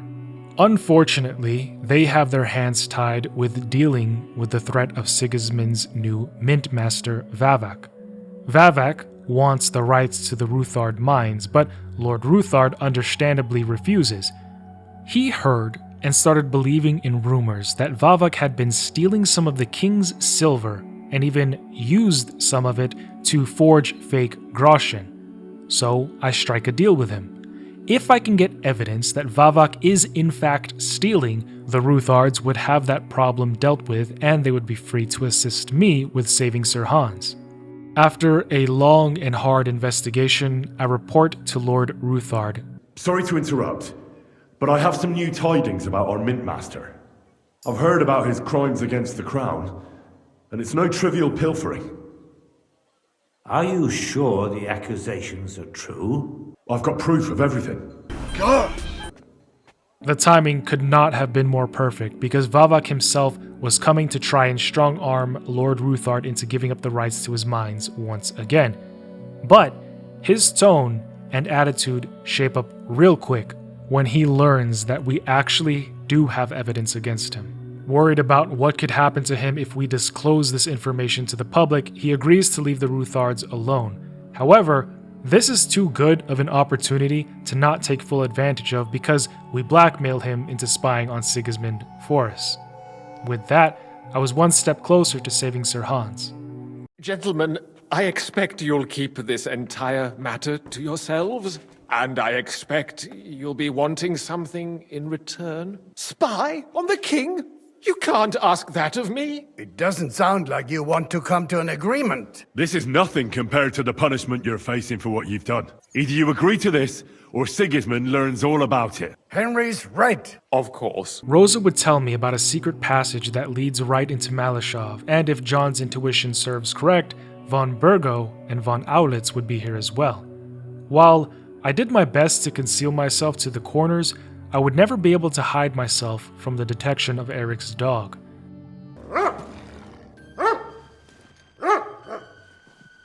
He's got fuck all in his hands.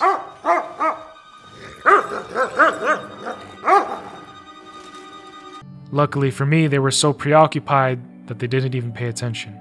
However, Aulitz was rather keen, and I was actually afraid I was going to be caught. Sword in hand, I was ready for battle, but the three of them continued away. They were having a discussion about all the events that led up to now, how Sigismund paved the way for Wenceslaus to accept the crown in Rome, but how he decided to get drunk and not go instead. He also mentioned how Jobst was a turncoat who betrayed Sigismund, and even convinced much of the Hungarian nobility to turn against Sigismund as well. Von Aulitz was certain that his army would be enough to crush any rebellion, except Bergow informed him that the Cumans were promised payment through plundering that they got from pillaging Bohemia, thereby turning half of the people of Bohemia against him in the very country that he wants to rule. To top it all off, there is nothing left to plunder anymore. I'm listening to this from up top, and I can tell that von Bergow isn't so sure anymore that Sigismund can pull this off. He was paying his Cumans by letting them pillage Bohemia. He set half the people against him in the country he wants to rule. And now, there is nothing left to plunder. While we are shuffling our feet here, Jobst is surely mustering an army. What are we going to do? We've got cable. That'll keep Hanush and the Lipa people at bay. If they ever want to see their heir alive. They're in no position to do anything except hold on to Sir Hans as ransom. Or so I thought. because von Bergow just gave the order to capture John Liechtenstein. Without his eyes and ears in Kudenberg, Jobst would lose a powerful chess piece. But you see, the real issue was Erik, because he firmly placed his cup of wine down and swore that he was going to tear the Jewish quarter apart in order to find John. A lot of innocent people were going to be killed. Suddenly, a horn announces the arrival of a messenger, who tells them that the king is going to be holding a meeting with the town council, that they are needed at the Sedlitz monastery, but also that we have escaped and that Istvan Toth is dead. Hearing this news at first, Erik freezes, unable to believe it. What?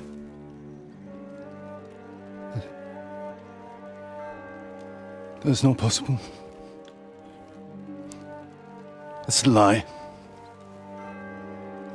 It is true, Lord Toth is dead.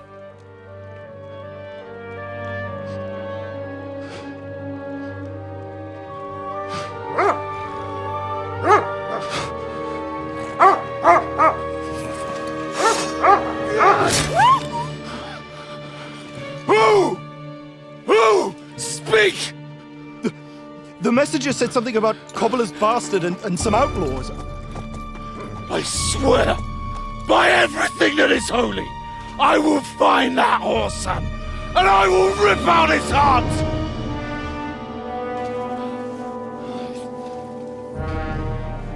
Jesus. What's with that boy? He denies it, and his lips quiver as heat and tears try to find its way out of his face.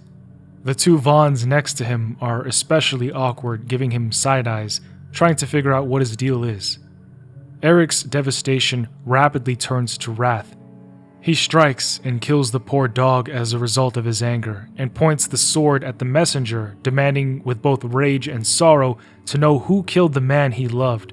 Bellowing out his primal screams, it tears at his vocal cords and promises to deliver me death.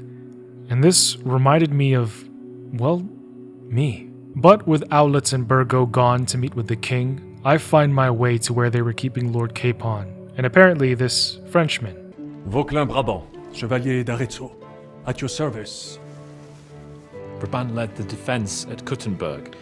He's Sigismund's prisoner, same as me. And I came very close to holding the town. Besides... There's no time for chit-chat. I could tell he's quite the talker, but Hans says he's coming with us. So I tell Hans that we need to leave the way that I came in, the secret underground tunnel. Except Hans, who always had a fear of small and tight spaces, further exacerbated by what happened with the finger of God, adamantly refuses to take the tunnel, no matter what. I got to the fortress through a secret passageway. A passageway? Well, it's just a passageway. I'm not going through any passageway. What the fuck? Let me repeat. No passageway for me. Are you kidding me? I'm saving your life if you didn't notice. Or do you think this is some kind of fucking game? In my opinion. Fuck your opinions. I mean, we'll all suffocate in that passageway, or it'll fall on our heads. I can't do it. I'm afraid of small, dark spaces. Ever since that tower fell on me in Nabokov, just can't. I'm sorry, Henry. It's impossible. I can't do it. Come on, Hans. No, can't handle it. Enough of this shit. I came for you, and now I'm making the decisions. We go through the passageway. And I'm telling you, I am not going. I am still your master. So when I tell you that we're not going through any passageway, it'll be as I say. It is unbelievable that he can't just put his fears away to the side for a little while and for a life or death situation. But he's not moving either way. So I am left with no choice but to kill all the guards at the castle. After the coast is clear, we're able to get to the horse stables and make our great escape. On our way back to meet with the others, the Frenchman tries to get me to learn how to say some words in French, but I shall name my new horse after you. Pleased to meet you, Sir Vacula. My name is Vauquelin. Vauquelin? Vauquelin. Vauquelin. Vauquelin. Would you mind if I just call you Brabber? Brabant. En Brabant? Que peut-on y faire? It will have to do. Do not concern yourself, mon ami. Clearly, you are not tenant in any art of conversation. Is this how all French people are? Ways away further, we come to a stop as we see dust kicking in the distance, and we hear horses approaching our way. Preparing for the worst, we held our breaths. But we didn't have to hold it for too long, because in this glorious moment, Sir Hanush and my father had arrived.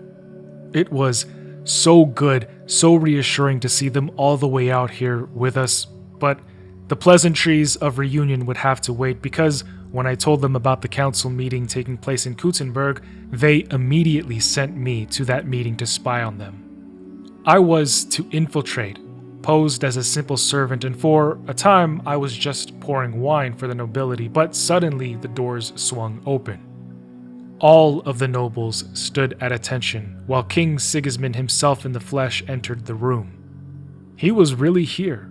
We had talked about him all the time, but here he was, walking past me. And so too did the man who murdered my parents, Skalitz. So close, I wanted to almost grab a spoon and stab him with it. But remembering where I was, I saw the others bow, so I followed suit. However, he would turn his gaze in my direction, thrusting his finger at me, and at first I wasn't sure if he was pointing at me, but he directed me to pour him wine. It was unsettling. I almost didn't want to get close to him out of fear that he might find out why I was really there. For the life of me, I didn't even want to make eye contact with him. But then, I looked up, to my right, to see that Markvart von Aulitz was looking right at me, before looking away. Did he recognize me? Does he remember me? There was a part of me that hoped he remembered me. I guess King Sigismund saw I must have been quivering, because he warmly puts his hand on my shoulder and told me, "You have nothing to fear. Not you." I guess Sigismund really did want the people to love him.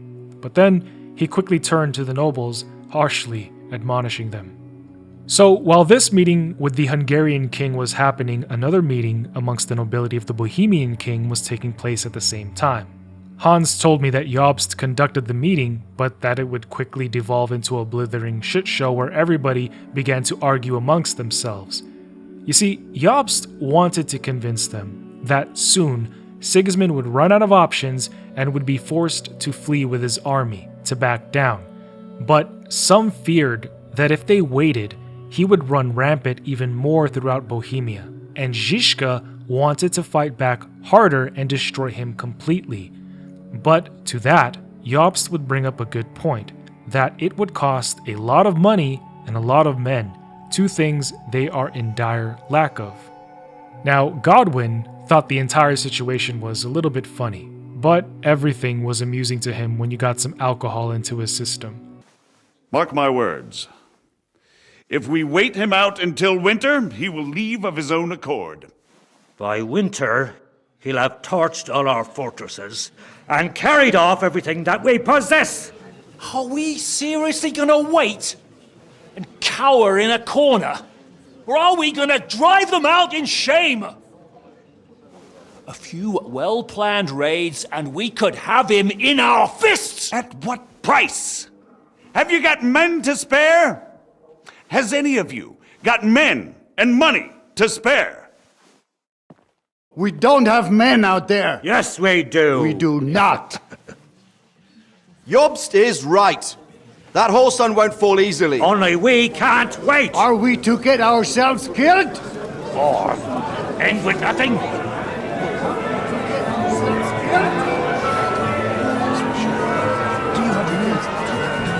I'm not going to die.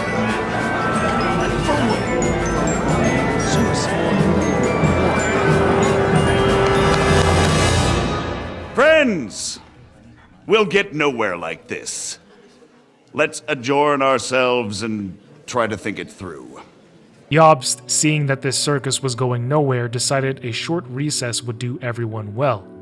During this time, Godwin told me that he got a little busy.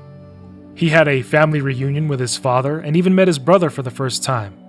It was under strenuous circumstances, but he and Christopher came to forge the beginning of their kinship. During their duel, Godwin even made sure to give him advice on swordplay, and it was nice to hear that he cared. You're a dead man. Stand firm. Otherwise the first strike will put you on your arse. Swing with your whole arm, not just your wrist. I might be old, but I'm not hurt enough. Do they teach you that in the seminary? Smile, you fuck, while you've still got teeth. Left arm lower. Forgive me, Lord, for what I do. That was sneaky. Cover your right side. You've got a gap there I can drive a cart through. Look in my eyes, not at my sword. Enough! That will do. Where did you learn to wield a sword like that? Father always said you were a good-for-nothing boozer. But you could teach sword fighting in a school. I was in a war, and you ought to know yourself. Not all the faults that Father sees are real. I apologize for going off like that. I had to, so that... Father would be satisfied, I know. Only he'll never be satisfied. But it's what Godwin did after that which Hans couldn't believe. Because, you see, in order to secure support from Lord Kunstad, a very powerful ally to have in the cause, Godwin, he offered Sir Hans Capon of Pirkstein, Lord of Rate's hand in marriage to his niece.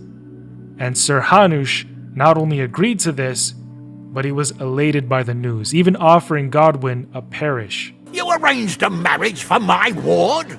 Just like that? With the niece of Sir Buchek, Lord of Kunstad.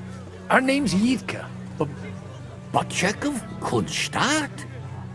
Godwin, you conniving old bastard! Oh, fuck. I don't believe it.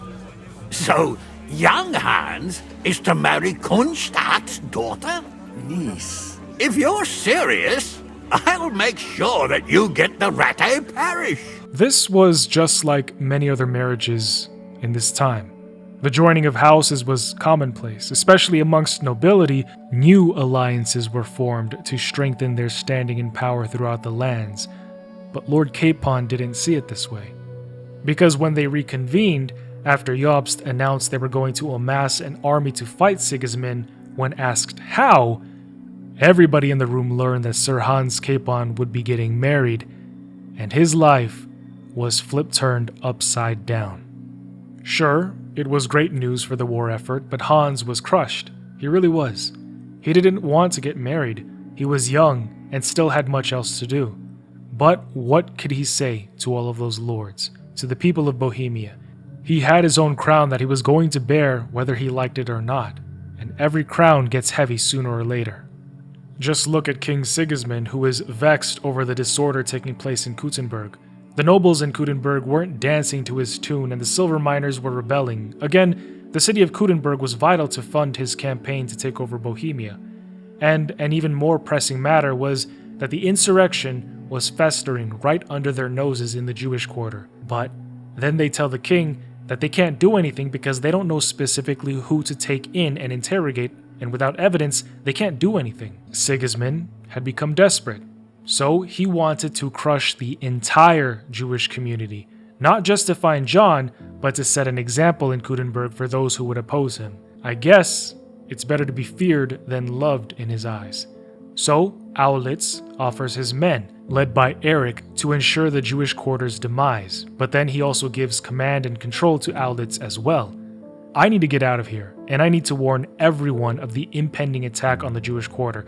But the king would command me to stay here for a little bit longer, and this is where I learned that Sir Hans and everybody else back at the fortress is in grave danger, because Aulitz, Sigismund, and I just had a toast to their demise. Aulitz somehow learned that Jobst was holding a meeting at Robash Fortress, and he was sending men there right now to ambush them. Thinking it was just another fellow nobleman, they had opened the fortress gates with no hesitation, but that was their biggest mistake, and so a fight ensued. I raced back as fast as the horse could carry me, but by the time I arrived, I saw that the battle had already begun, so I instantly jumped into the fray. You won't get me! A close shave. A little too close.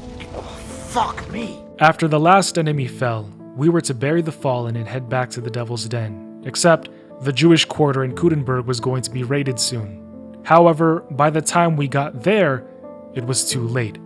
All the king's men had ransacked and murdered so many innocent citizens. But we still had a chance to fight back and save anybody who was left. And I was here. I wouldn't run. And I was feeling quite hungry. I've never been so glad to see you two. In need of a helping hand, are you? No, I just don't want to die here alone. There they are. Well, now we're really fucked. We mustn't get inside. We have to hold them back. For how long, though? As long as we need to.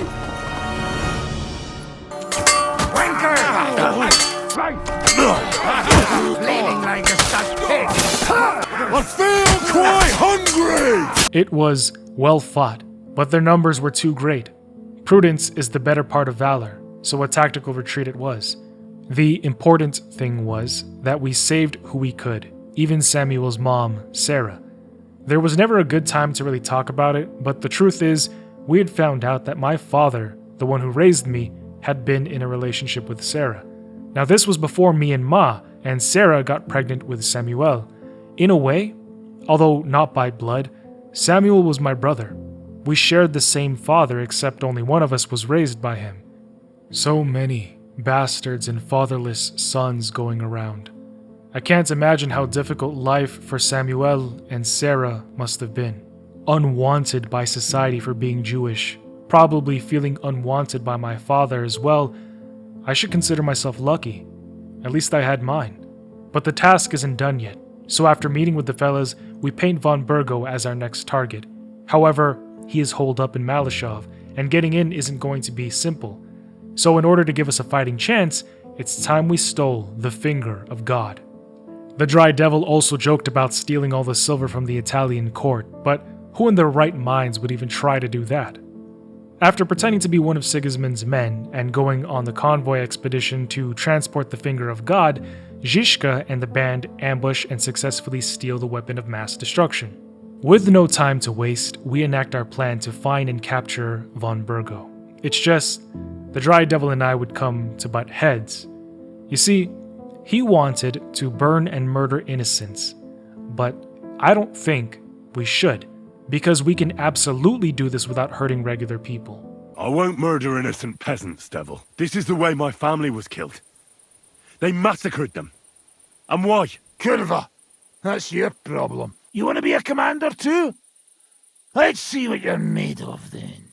I can't guarantee you'll survive, though. I can't give you any guarantee either. I don't need one. Well.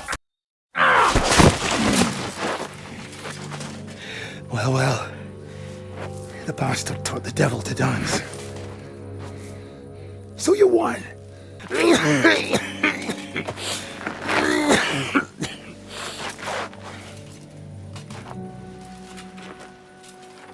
We'll let the turnip pullers live.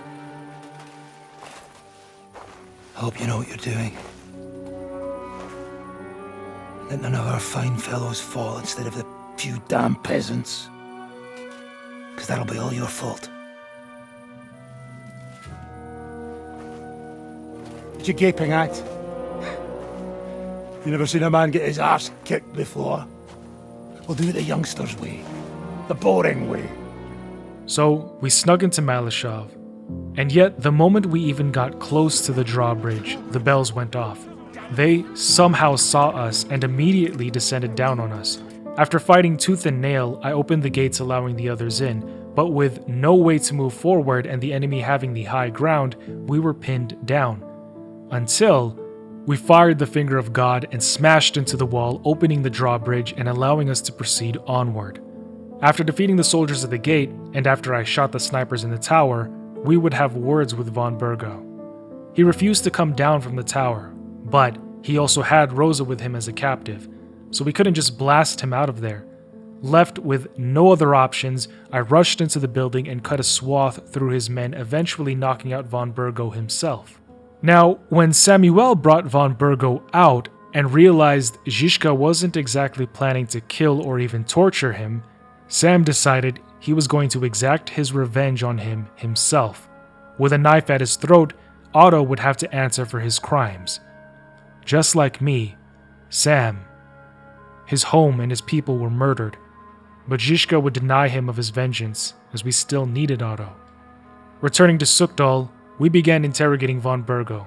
But the issue was that, despite the fact that he had tortured us, we weren't doing the same to him. He was captive, but he was still being treated as a guest, and he would still act like he was the one in control. He's a captive, not some busty wench. He's only alive to squeal what he knows. It'd be quicker if I just beat it out of him. Just a beating? What about breaking a finger or two? Or singeing the soles of his feet? We had first-hand experience of various methods in the Trotsky dungeon, didn't we? Kurva, lad, that's not a bad idea. You know what? I'll tear out the last few hairs he has on his mangy head. Instead of these pathetic threats, why do you not make me an offer? I am a pragmatic man, and I'm sure we can work something out. But lay a hand on me, and you will not hear a single word. Just the same, Sir Otto told us that even he knew Sigismund was down to his last straw, and probably wouldn't be able to continue his conquest.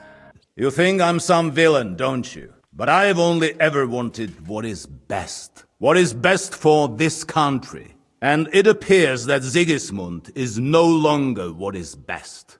The army is not getting paid, morale is poor, and the Talmberg miners are rebelling. So the crown is running out of silver. I see. The butcher's on his way, so you want to flee the pigsty, eh? Naturally. And together we can even set fire to this pigsty. So not only did he admit to wanting to switch sides and align himself with Wenceslaus, he even gave us information on how to put the final nail in the king's coffin, the royal treasury at the Italian court in Talmberg. If he were to lose his silver, he wouldn't be able to pay his soldiers and would have to withdraw to Hungary. We're supposed to rob the Italian court. Just like the Dry Devil joked about earlier, we were going to use the labyrinth of tunnels underneath the city and dig our way into the Italian court and steal all the silver. The issue was, this labyrinth was expansive, and only God knew how to navigate through them. God and me. She studied her father's documents well enough to know about the plans and passageways leading into the palace, but that still didn't solve the issue that the Italian court was the most heavily guarded place in this land, and as such it would be crawling with guards. We wouldn't stand a chance. Someone needed to distract them. Otto proved himself to be useful once again, because he told us about the personal representative of the Pope himself, the Papal Legate, who was coming from Italy to visit Talmberg in order to settle some matters. We would call this mission the Italian job. The plan was first to secure the Ruthard estate, then we would wait for Žižka and everyone else to arrive, then we would begin plans to dig our route into the Italian court.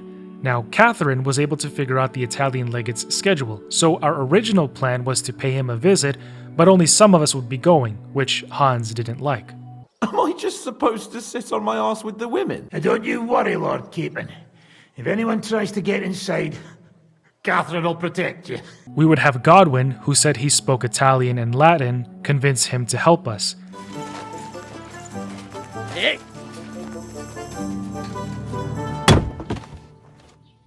Ma che diavolo? Come cazzo vi permettete? Eh? Sit the fuck down.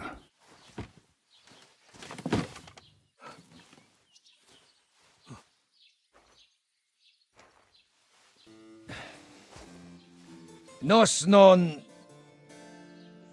Oh, fuck. Nos non quer... Vos non vulnerabo. Nobis est petitio. No. Proposal. Ragazio. Ita. Ragazio. Can you cut it short? Fuck! Don't interrupt! Latin is tough when you're sober. Ah! Fucking hell! Andiamo! Forza! After them! They mustn't get away!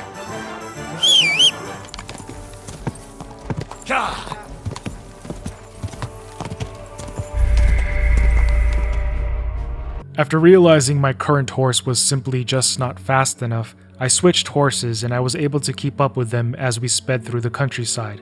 Guess in these times, no? Yeah. Not sure about this though, eh? Who's keeping these roads? No one looks after them, you know.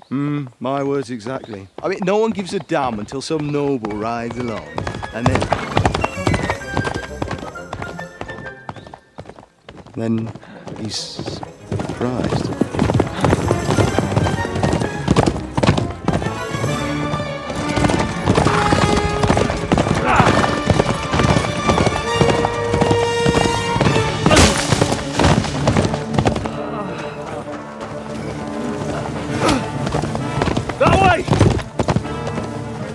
Now, you see, everything was going according to plan until... Per amor di Dio, mi lascia in pace. Io sono un uomo di chiesa, capite? Non ho fatto nulla. Misericordiosa Vergine Maria. Cosa Vergine Maria? Curvato un gambe! Aiuto! Well, as Godwin puts it, man proposes, but God disposes.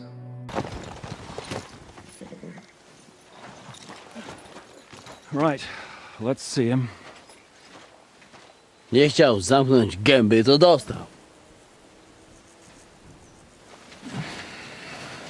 Nic mu nie jest lekko otumaniony. No przecież lekko dostał z bańki, no leciutko. You've killed him. No przecież nic mu nie zrobiłem. You fucking killed him, you great Polish ox! You are going straight to hell for that. Kurwa, do diabła, tylko nie to. That's right, hell! And all those horned demons there will be taking turns with you. You just wait.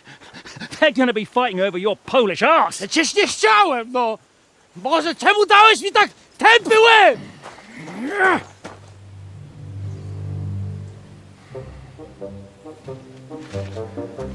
Be that as it may, Zizka would tell Godwin that he was going to be the legate now, and some of us were going to accompany him, disguised as his bodyguards. Yet, to even come close to making sure this works, we had to learn some Italian. Luckily, the Frenchman, Brabant, also speaks Italian. Repeat after me. Buonasera, signori. Good evening, gentlemen. Buonasera, signore. We would come to our first roadblock when we got to the gates of the Italian court because the man who received us somehow remembered my face, my eyes. But Godwin tells him that I just have one of those faces. Those eyes? Where have I seen you? Enrico talam benignam faciam habet, non primum creditur eum novice. Roma nunquam egressus est, certe, Hernice? Fatta la legge, trovato l'ingano. Vero. Nihil refert. Introveniamus, Domini. So, while Godwin went up to take care of business and to draw the guards away from the tunnels, we were to wait down here. Godwin would tell me of how he would have to endure listening to the two groups complain about their affairs in the city and how he eventually convinced them both to work together in unity. He also told me something kind of funny, how when he was sober, Italian was hard, but after a few drinks, it improved. Ego de eo tacere vele. He speaks like an idiot. Advantage of Kuttenberg and wants more and more. Exactly. The Benievitz parish priest understands us. Commendato sancto patre legato sum, ad concilium inclino quod eruditus musa ex malia proponit. But back in the courtyard, as the night fell, I assassinated all the guards before heading down to help the others through, allowing us to properly begin stealing all of the royal silver. I am Captain Jan Zizka of Trotznov. This is a raid, and you are my prisoners. Well, at last! I've had it up to the fucking eyeballs here. This is... Guards, seize them!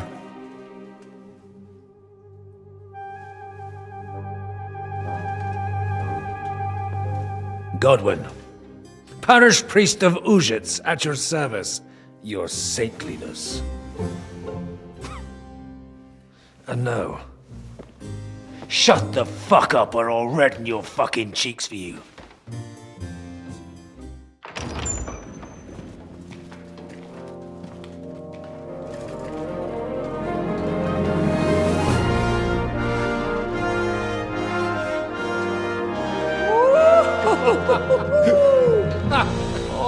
Kurwa, to nam kupi dużo ruchanka. This is really gonna piss off that ginger Hungarian cunt! You know the way to the Ruthards Parlay, mon ami.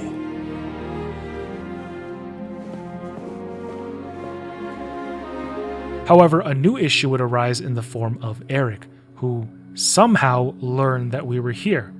I don't know how the fucker found out what we were doing and where we were, but it was clear that Erik was looking to sort me out for what I did to Toth. We battled hard, and it was carnage.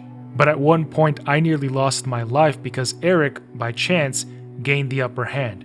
Were it not for Musa, who distracted Erik, and for the Dry Devil, I probably wouldn't have been afforded the opportunity to live on. Erik! Stay out of it, Blackamoor! Or you might get hurt.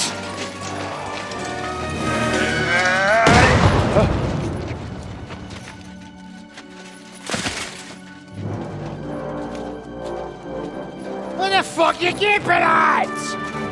Move it!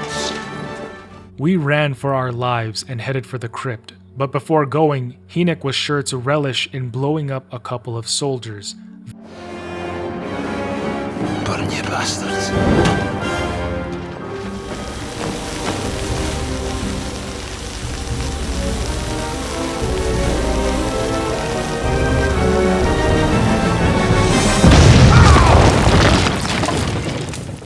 Thus closing off the tunnels behind us.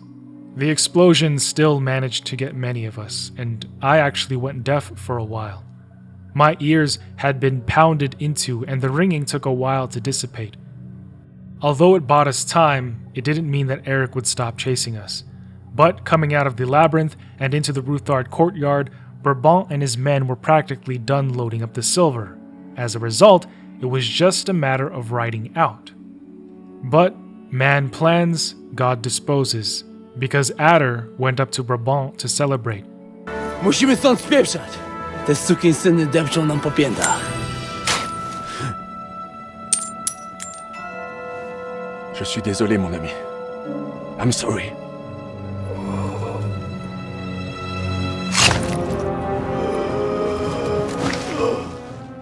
The Frenchman stuck a dagger in his belly.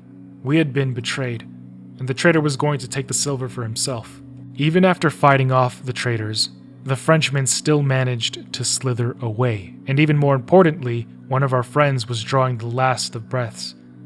He knew he was dying, and refused to even be taken onto the cart because he could tell he would just be dead weight. Another good comrade lost. Now, while we may have left Kudenberg with the king's silver, it turns out we hadn't escaped Erik, who was once again on our heels. One of his men even shot Kubienka, but we couldn't even stop. We pushed on harder and rushed into Sukdol, but even though the mission was a success, it didn't feel like it at the moment. The entire thing went in disarray, and we now had to expect that Sigismund would be coming here with an army to reclaim his silver. But I was so exhausted that I sat down on the battlement, and I just had to rest my eyes for a bit. While we were at Sukdal, a messenger would awaken Sigismund to inform him that not only had he been robbed of all of his silver, the noble captives he might have had as bargaining chips were freed, but also that Jobst was mustering an army against him as well. Sigismund had lost everything. But that's not even all of it, because back home in his kingdom of Hungary, someone else took advantage of the fact that he wasn't there and took his throne and lands. Lord Sigismund lost in his conquest for the Bohemian crown and lost his Hungarian crown, and so he simply decided to leave to go back to Hungary. But before leaving, he would tell Markvart to take back the silver. The next day when I woke up, Zizka would tell me the good news about Sigismund, and it seemed like we'd won, until Kubienka showed up. Now, initially we thought he had died while we were running away with the silver, but apparently Erik let him live in order to deliver me a message. He wanted to 1v1 me. Riding out to his location, we would do battle amongst the fields of dead men and scorched grounds. Hopping off of my horse and rising up to the occasion, I would walk through the gates to see Erik sitting in the middle of the field. He was sharpening his sword and trying his best to look cool. I'll admit that was a good shot. We locked eyes and he rose, but before we fought, he would tell me about how we're not so different. I was just as cold of a bloody murderer as he was. I have slaughtered countless in the name of revenge, not caring who or what was in the way, just so long as vengeance was mine. And he was right. We probably weren't all that different in that aspect. I was out for revenge, he was here for revenge too. But I had to take this moment and strike a nerve, so I would remind him that he was nothing without Istvan Toth. You know, I feel sorry for you. You're nothing without Istvan. You're all alone. No one cares about you. Sigismund, Markvart, they've all abandoned you. To them, you're nothing more than a dead mercenary's lover. Don't you dare bring Istvan's name into your mouth, you fucking bastard! I'll make sure that you die in pain. You'll suffer like the mangy fucking mutt you are! Even if you succeed, it'll change nothing. You'll still be alone. All alone. You...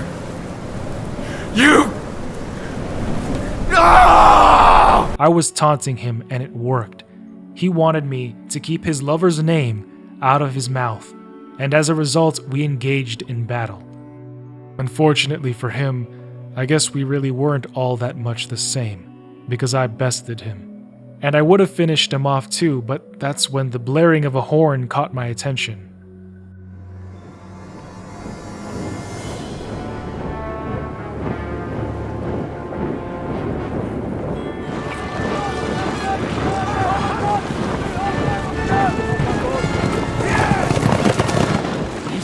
Get away with it! Sigismund's parting gift to Markvart was your silver.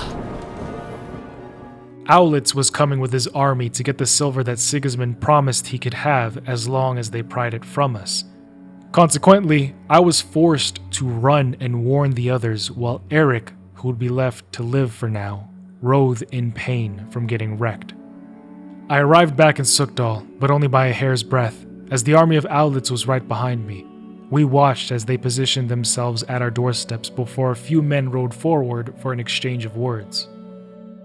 Owlitz wanted the silver which was stolen, but Sir Peter reminded him that he was the original mintmaster for King Wenceslaus. This silver is not Hungarian silver, it is Bohemian.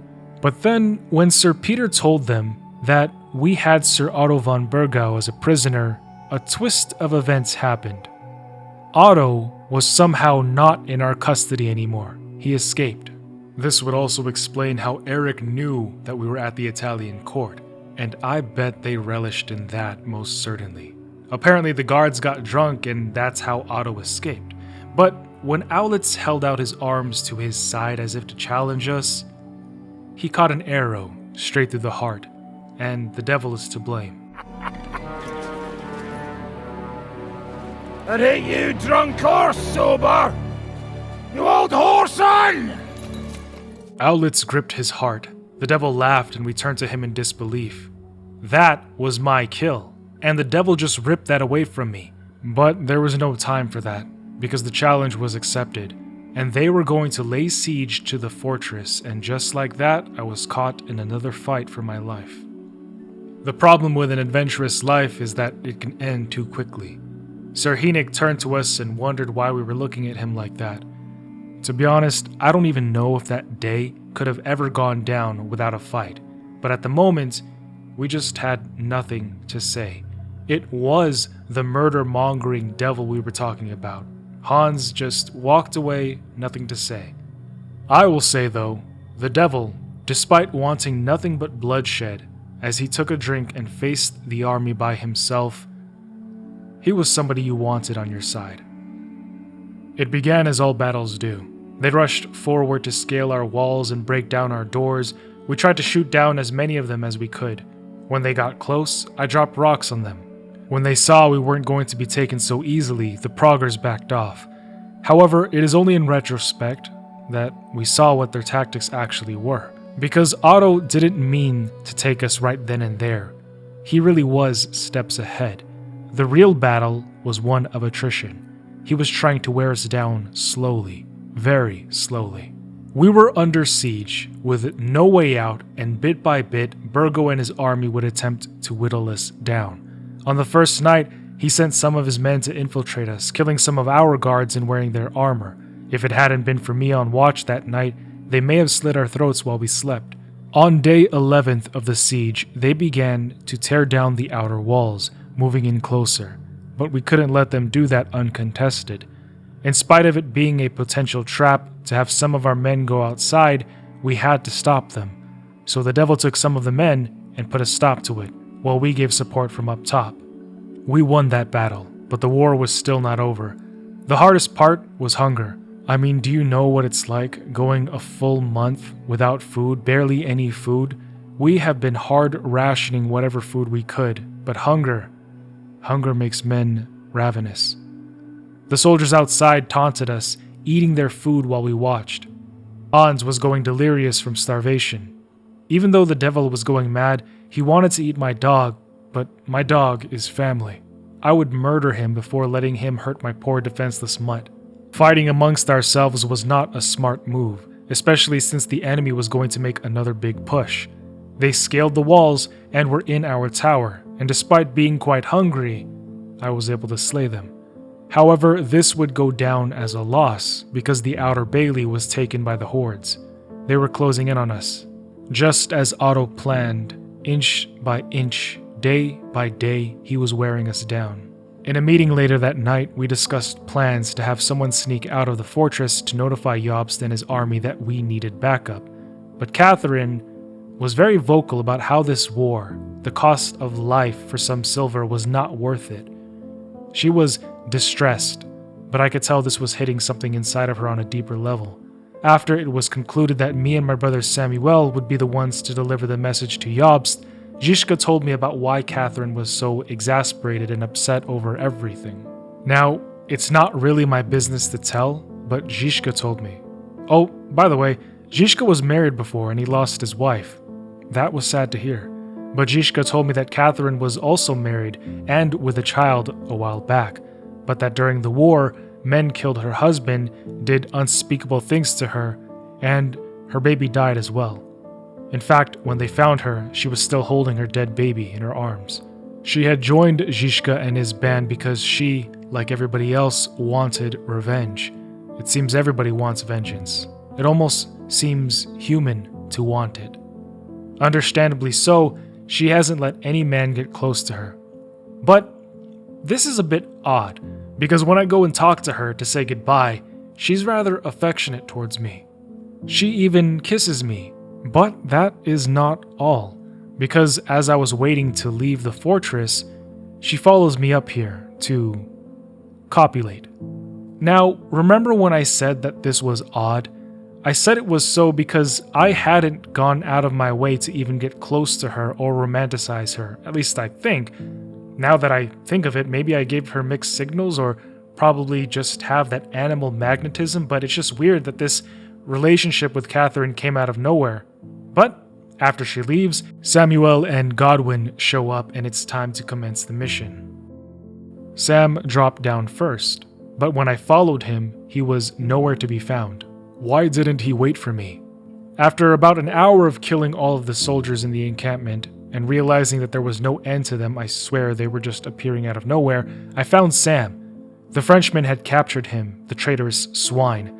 I dropped down, put one in his dome, didn't even give him a chance to speak, then I tended to Sam.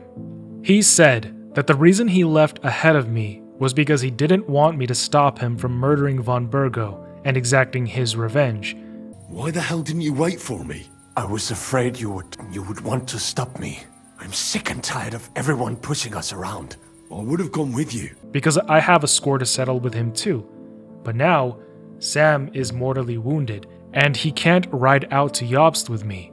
He knows this, and tells me to go on without him, and that when Aulitz's men find him, they're likely going to keep him alive for bargaining power.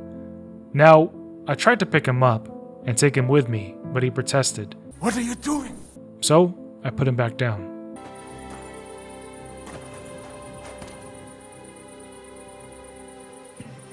After killing a guard who was sitting down,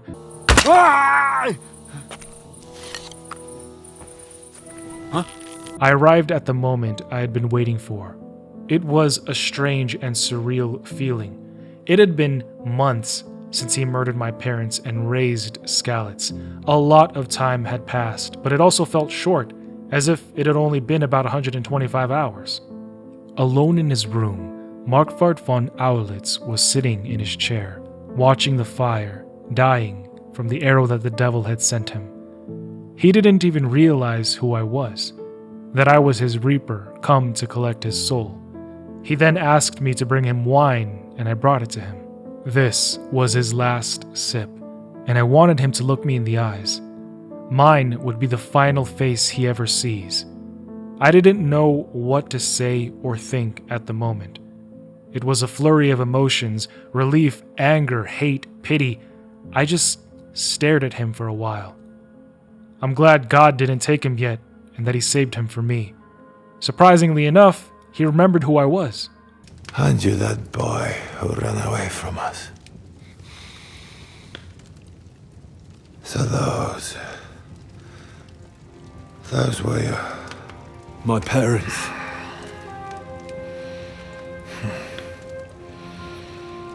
Your father fought like a lion. And I see you're your father's son. You've done him proud.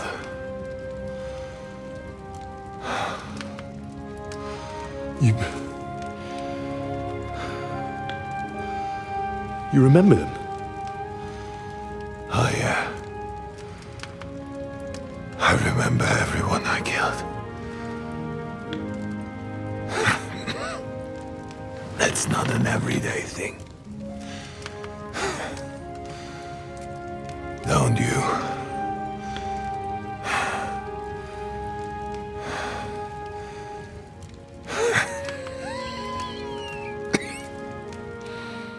I don't know why, but hearing this, I was bewildered, and I could almost feel tears swelling up. Again, I don't know what about this made me feel this way. Perhaps it was because I realized he was just another man. War is a nasty business. I only did what I had to do.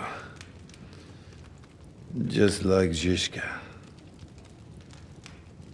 Like the Dry Devil, Sigismund, Wenceslas, and you. I'm not like you. Or Sigismund. Ah, come now. Sigismund maybe went a bit too far. But all he was trying to do was to bring some order into the mess that idle drunkard Wenceslas made. Bring order? By slaughtering innocent people? And are you sure you didn't kill someone's father or mother?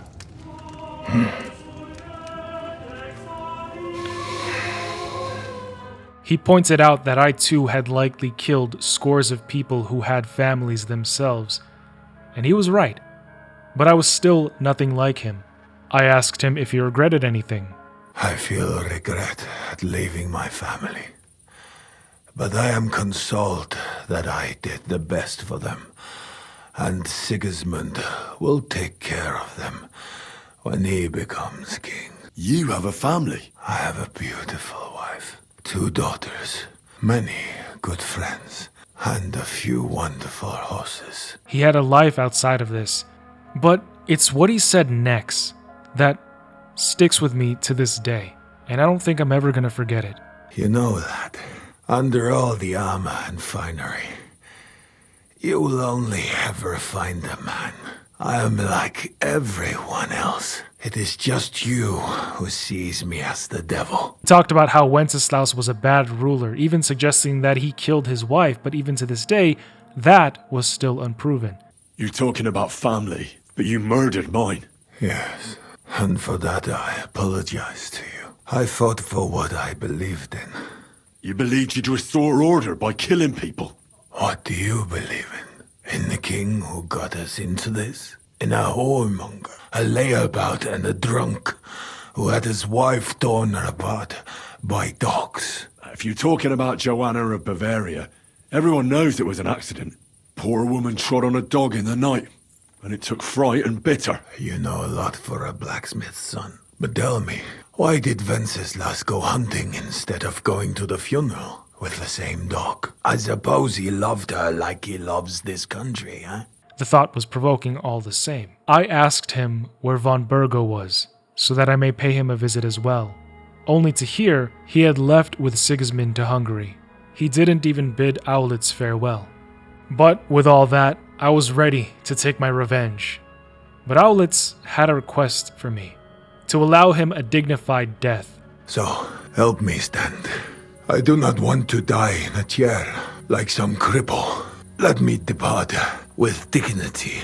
Just like how he gave my parents a dignified death, sliced in the back, my mother impaled and slashed to bits even after she had already fallen, what do you think I did?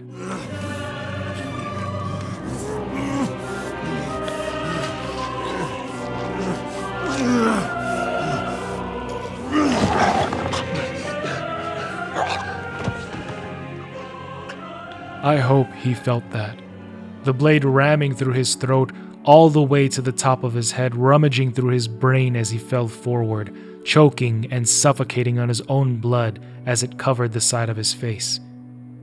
A worthy death of him. And I don't know what I felt. But I knew I took what was mine. And then I also took his sword on the way out as a memento and rode out to find Jobst. I didn't know this until Hans and Godwin told me later, but apparently after Sam and I left, they got blackout drunk. How does Godwin do it? He had his own supply of alcohol left somewhere, and he wasn't going to die sober. I thought if we delivered the message to von Bergow, they'd take me seriously, but I'll see how that turned out. I see you finally found someone who loves you. Oh, is it morning already? They had a rude awakening. I guess since I killed their last commander, the army had no choice but to make a final desperate push, so they attacked the Sukdal fortress with full force. After they used the trebuchet to crack open the drawbridge, they flooded in. At one point, Sir Hans, for some reason, stood still and waited for an arrow to hit him.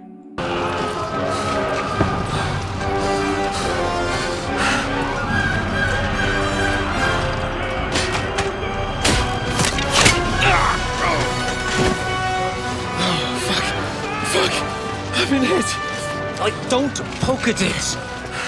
Just calm down.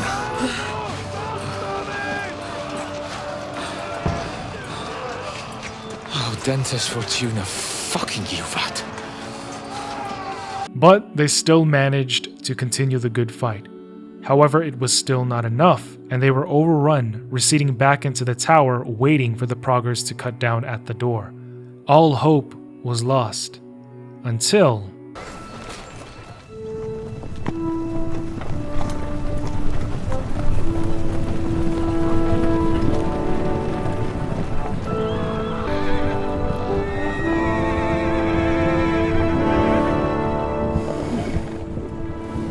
Stinks like a festering wound here.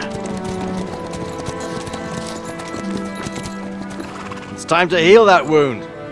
Once and for all. That is why we're here. Isn't it, youngster? Let's not waste time. Hope arrived. We dispersed their troops throughout the town. We smashed through their line outside the fortress, running them down and trampling on them like a wave of hungry men. Unfortunately, many war horses died, and I always felt badly for them. But we were able to fight our way through the outer bailey and reclaim it. Their judgment day came, and it tore through them like the devil out of hell. The day was won. It was a glorious victory, and it all started with a letter. We were just supposed to deliver a letter, but it turned into chaos and carnage. Delivering that letter turned out to be a bit bothersome, eh?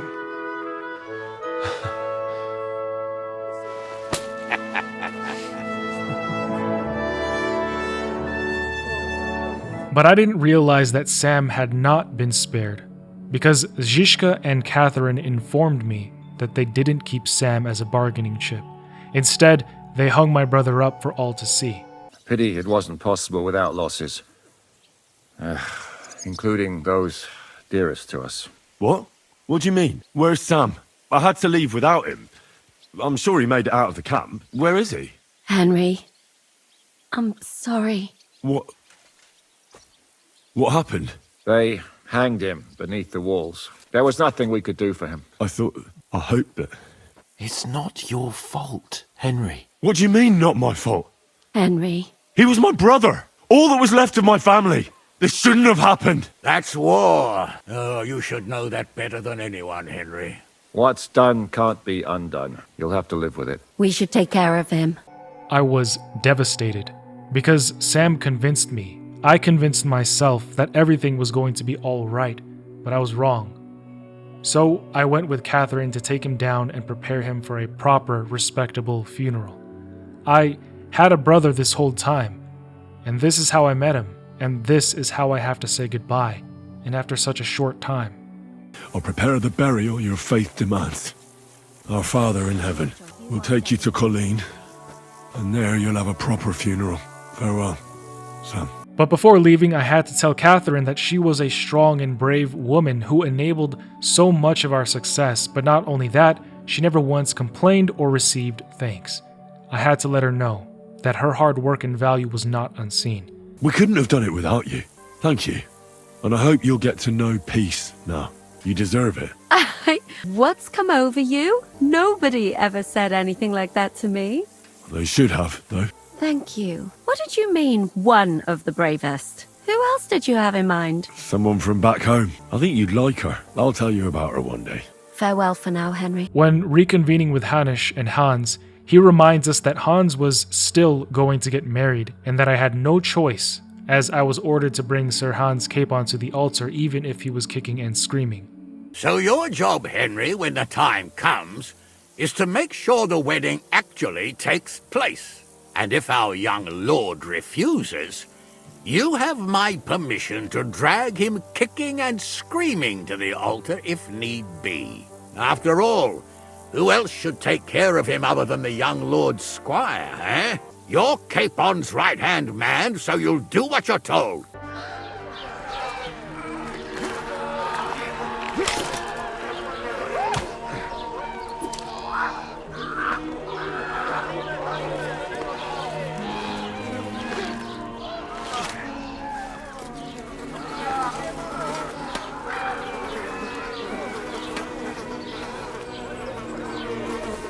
With the sun going down and the stars coming out, all that counts is here and now. My universe will never be the same. I'm glad I came. For all that happened, I am glad I went on this adventure. As the last of the proggers were taken out, I decided to finally rest by a tree. Leaning my father's sword on the trunk, I looked upon the fortress and thought about the journey so far. I guess I didn't realize it, but I was exhausted again, and I fell asleep sitting down. But it was a great thing to see my father again.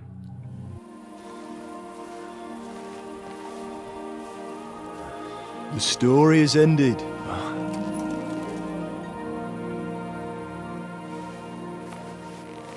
So, are you happy now? He asked if I was finally happy before my mother came around to the other side. They were here, and I had to take this moment in. But I responded to my father, letting him know that I was happy. And yet, they weren't happy. I'm happy. Victory is ours. But at what price? War is a dirty business. No one has the power to change that. I didn't understand that before. But I do now. I know that feeling. I tried to tell you about it. But I reckon there are some things you've got to figure out for yourself. For instance, revenge. And that treacherous bastard Toth deserved to die. So you gave him death. A merciless and cruel death. Maybe you overdid the cruelty, but I'm a little afraid that revenge might have become the only thing you care about. Brabant and Owlet deserve to be punished, but death darkens the mind. He chose his path. We can't reproach him for that. But sometimes it's better not to play by their rules. Better not to be like them. And turn the other cheek. The other cheek? They deserved it. I must have sworn 1,000 times never to turn a blind eye to evil, let alone run from it. And that's what guided my actions. You behaved as your conscience dictated. Nobody can reproach you for that. You chose a different path than I'd like. But I'm not the one to judge you. I hoped you wouldn't make the same mistakes as me. But I suppose it's the times you live in. In war, there are times when you only have bad choices and worse ones.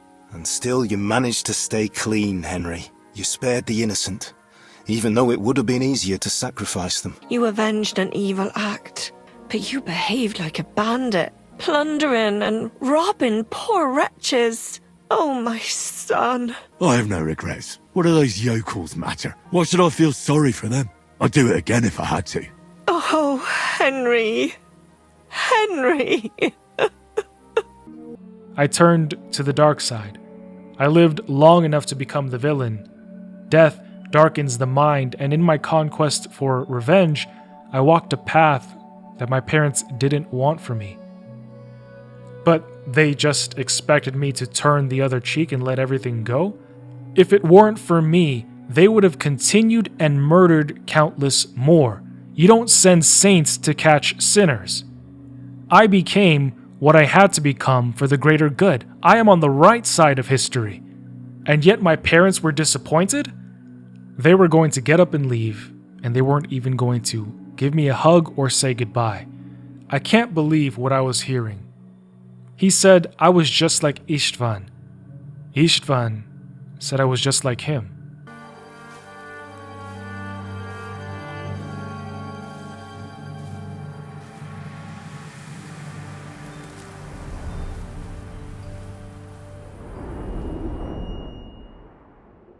But the next morning, my father found me.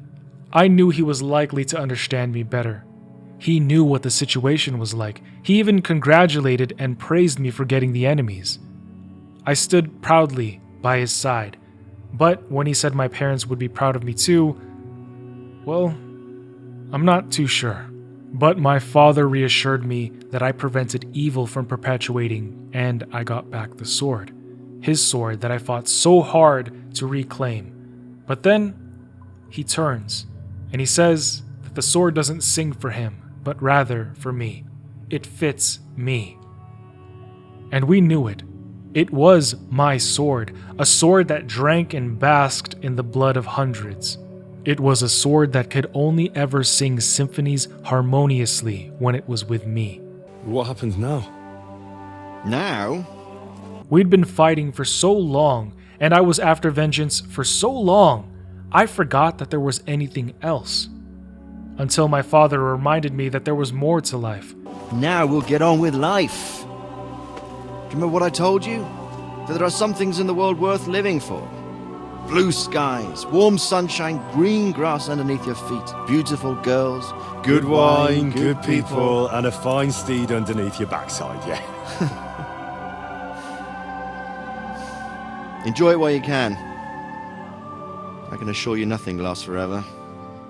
Before alluding to the fact that there would still be more treacherous times ahead to come. So with that, we walked back to the fortress to meet the others. But then he asked me about Catherine and what the deal was with us. By the way, that buxom lass that you were with? What, Catherine? Oh, come on. She's old enough to be my mother. So what? I think you could do with a bit of mothering. And I still had Teresa at home.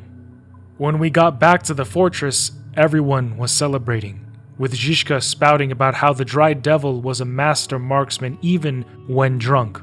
I'd bet my right arm that, drunk as he is, he could still hit anything you care to point. Remember von Orlitz! Now, you really bet your right arm. In fact, I will go further. Her neck. Your crossbow.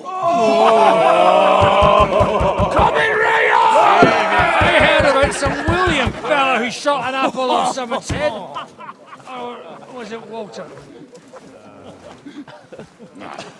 At least take that. Who cares? Oh, come on! Shut up! You're wasted. Never seen you this bad. Now, this moment would actually go down in history because... Shut up! This will go down in history.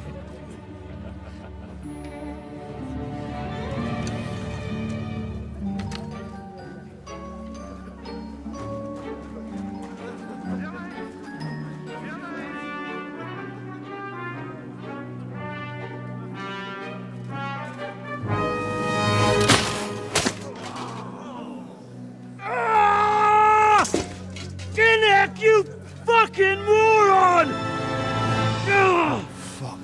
He ironically did get hit in the eye. True story. Zizka did in fact get hit in both eyes, and even though he was blind, he would still continue to lead. I hope you enjoyed this video. It is my longest one to date.